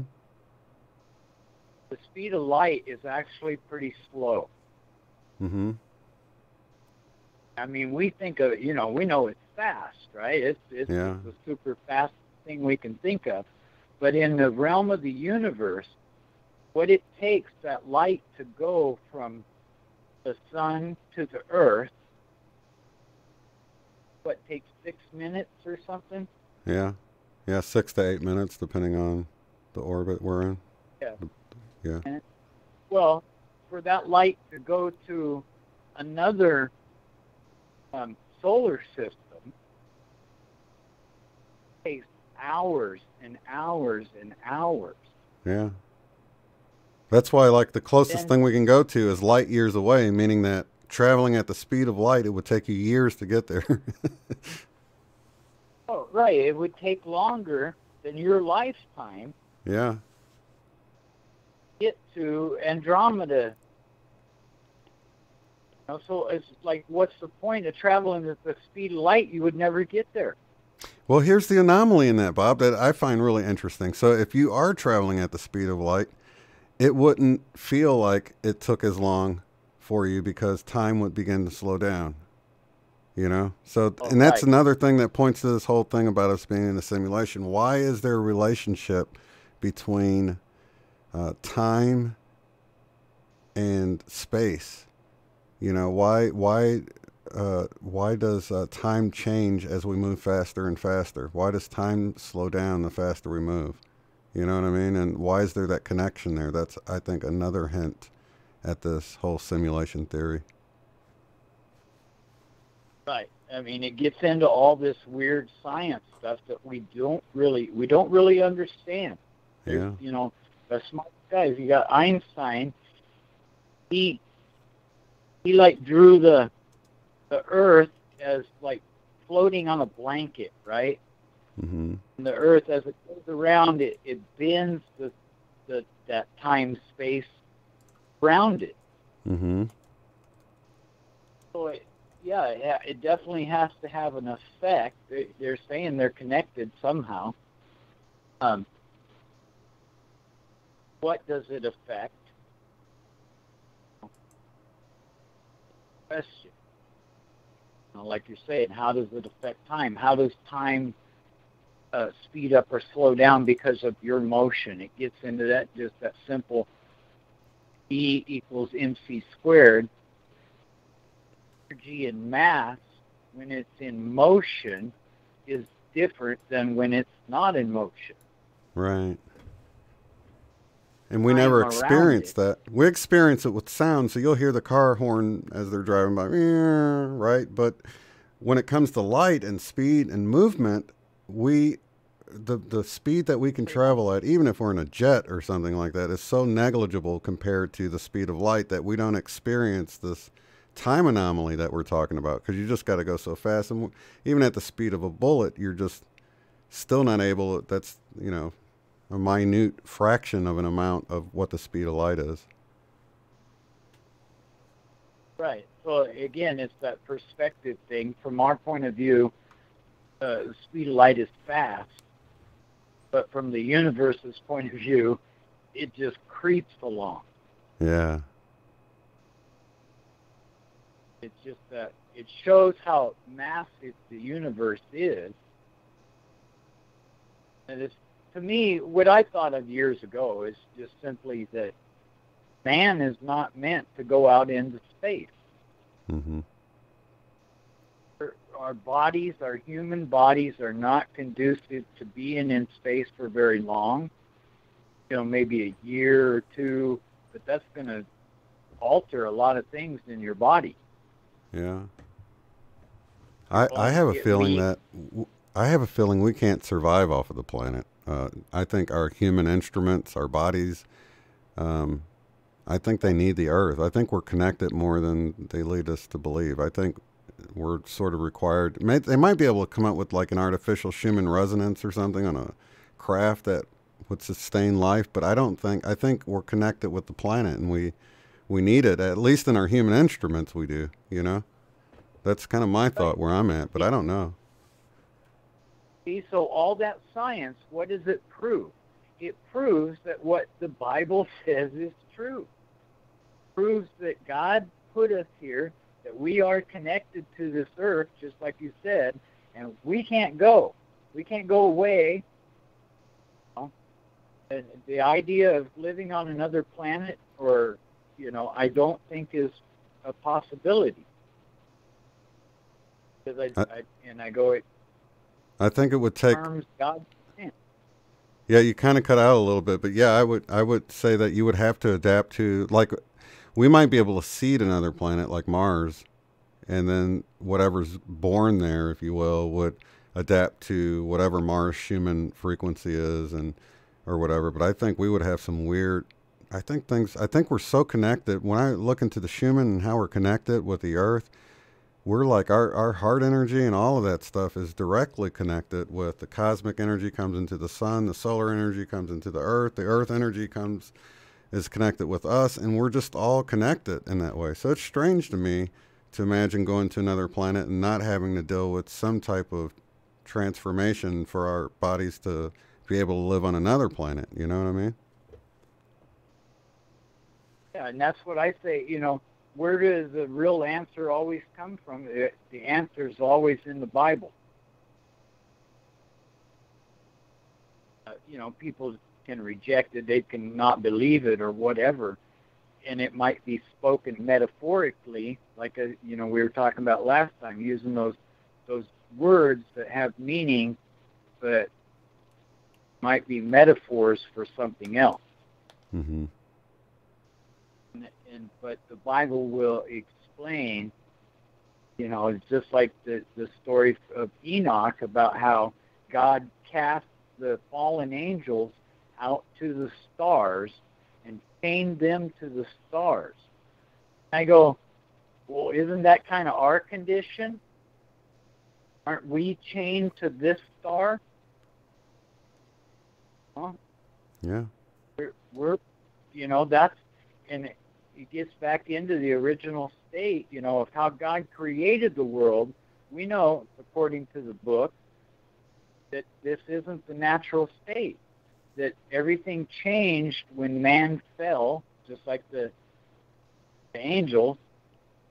It corrupted, it changed God's plan, so he said, okay, this is what I'm going to do. Now you guys are going to live here without me. I'm going to make I'm not going to provide the fruit, the garden as he originally created. But everything changed. Who was the first caller?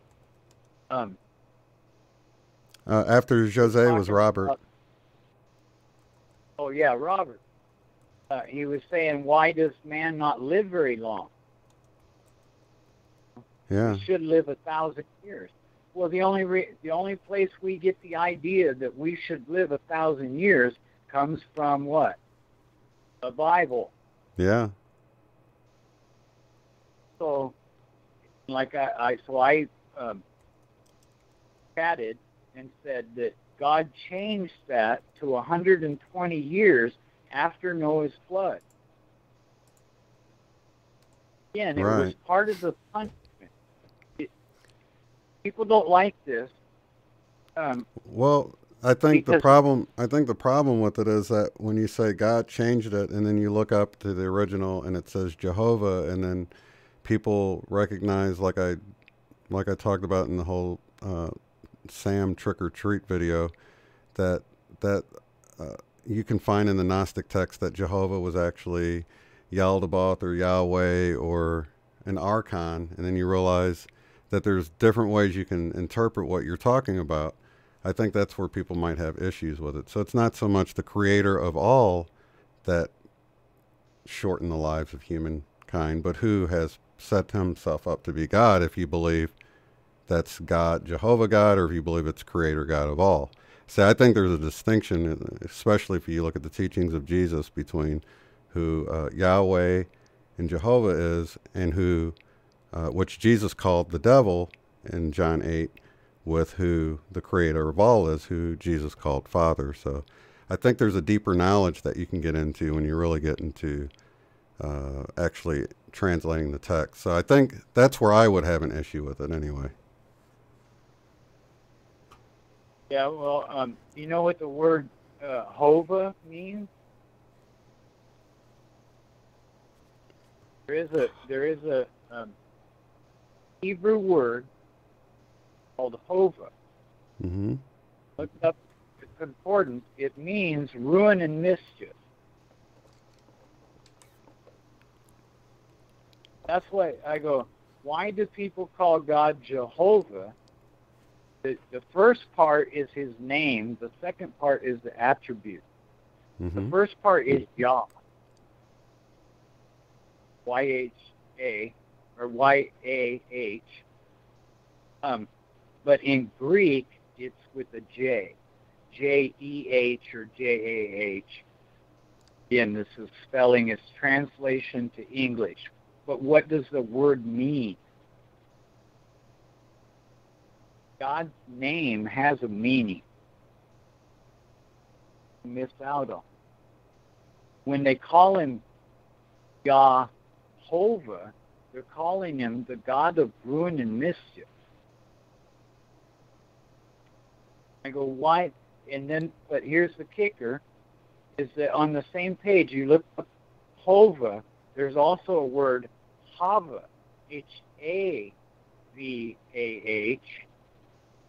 That one means to cause to be or to breathe in the sense of existence.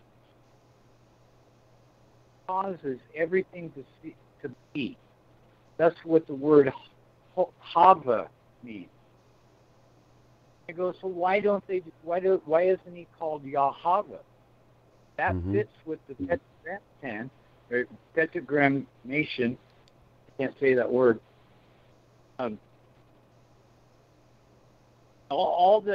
I'd heard this before too. All those sacred names are usually with A, the A vowel sound. It's the alpha sound. Again, I don't know where, I have a book on the names of God. It's called Praying in the Names of God. And I go, well, doesn't God just have one name? Mm-hmm. That's where I understood that, yeah, he has a name. It's Yah. In Psalms, only the King James is the only Bible I know that has God's name in it. All all other translations say Lord. It's all been changed to Lord, but I go, there's this one verse in the Psalm that says, we will sing praise to his name, Yah. So it's right there. It's not translated. It doesn't say Lord. It says Yah. Yeah. And again, and that in conjunction with the book, the names of God are really attributes. And so like the Jewish people, they would, if they needed healing, they would pray to Yah, healing, Yeah. the God of healing. Yeah, there's actually songs when I went to church, like Jehovah Nisi, Jehovah Jireh, the provider, and so yeah, there was, but still we get back to this debate of whether we're talking about an archon or if we're talking about the creator of all, and I think, you know, that's what somebody would have to decide, you know, and I would say, my point is. Yeah. The point is that Hava means the creator. It means the one that causes everything to be. He causes by the breath of his voice or his mouth. That's exactly how it's described in the Bible. It describes that God spoke, right? He said it was, and it was. Caused it to be, and this is all connected to the word logos too, which is used about Yeshua, the Messiah. He is the Logos. And what that describes is how the thought comes from your heart. This describes humans, and I believe it describes God, as we are like God. We're created in his image. We have a thought that comes from our heart, and it's processed through our brain. It then comes out of our mouth. What that logos describes is that thought comes from your heart, not your brain. From your feeling. And you want to create something, you have to have a process in your brain. Like you want to make a table. And you go, well, I picture it in my brain. I've thought of it somewhere. And then I process it in my brain and I draw a picture. And then I go out and saw up some wood and get some nails and glue, and I build this table. So then the table becomes real, reality. It all started from that thought process. Had to imagine it first. How everything is. Yeah. You go, it describes that whole process. And again, this is the God factor to me, is, again, it all points to him as creator. His name, what Jesus taught about him, what the whole Bible is talking about, that God put us here. That's a question we're all trying to answer. Why are we here? What is this condition? And where are we going? Yeah. And the question remains, you know, as we search for deeper truths. Actually, we have to, I'm going to have to keep it at that for now. We are about 30 minutes over, and I think my wife got home, and she's going to be wanting to hit the sack. She's got to turn around and go to work in the morning. But, yeah, let's pick this up next week, Bob, if you don't mind. Well, no problem. Like I said, I can, you know, once I get started on it, it's like it's kind of in my head. I think I got a pretty good grasp of it, but it's really hard to express. Yeah. But I would like to hear how you reconcile the teachings of Jesus in John 8. So maybe we can get into that, because I feel like, you know, there's, I don't know, like a incongruity right there between. Well, I'll have to bump up on that then. Yeah, it's John chapter 8. I want to say like it's closer to the end. Maybe it's in the 40s. John 8. What is it specifically? What is it you're... He was talking to the Jewish leaders that were talking about Jehovah as their the father of Abraham, and Abraham being the father of their you know, of their religion, their culture, and then Jesus actually said, "Your father's the devil," referring to who they referred to as their father, and said, "My father," making a distinction between the Jewish religion and who he considered to be his father. So that's one of the things that, you know, when we come back to this whole thing about Jehovah and Lord and all the different ways they've sort of changed things in the Old Testament, and just the fact that Jesus, the one Jesus called Father, was not the one in the Old Testament that was jealous and angry and all of these attributes that are less God-like and more human-like or creation-like. But yeah, we can talk about it next week. I think it'd be a great discussion. Yeah, cool. Lots of love to you, and lots of love to you guys in the chat. Thanks for hanging around with us. And we will see you. Actually, I think Eileen might be absent tomorrow. We'll see. But either way, I'll either do a rebroadcast or we will be live. So we'll see how that goes. So we'll talk to you later. Thanks again, Bob. All right, Shane, take care. Love everybody. All right, take care, everybody. All right, bye. If you like.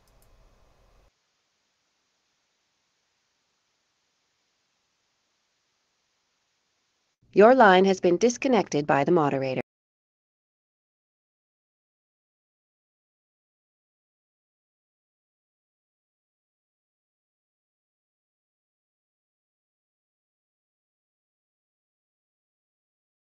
Mm-hmm.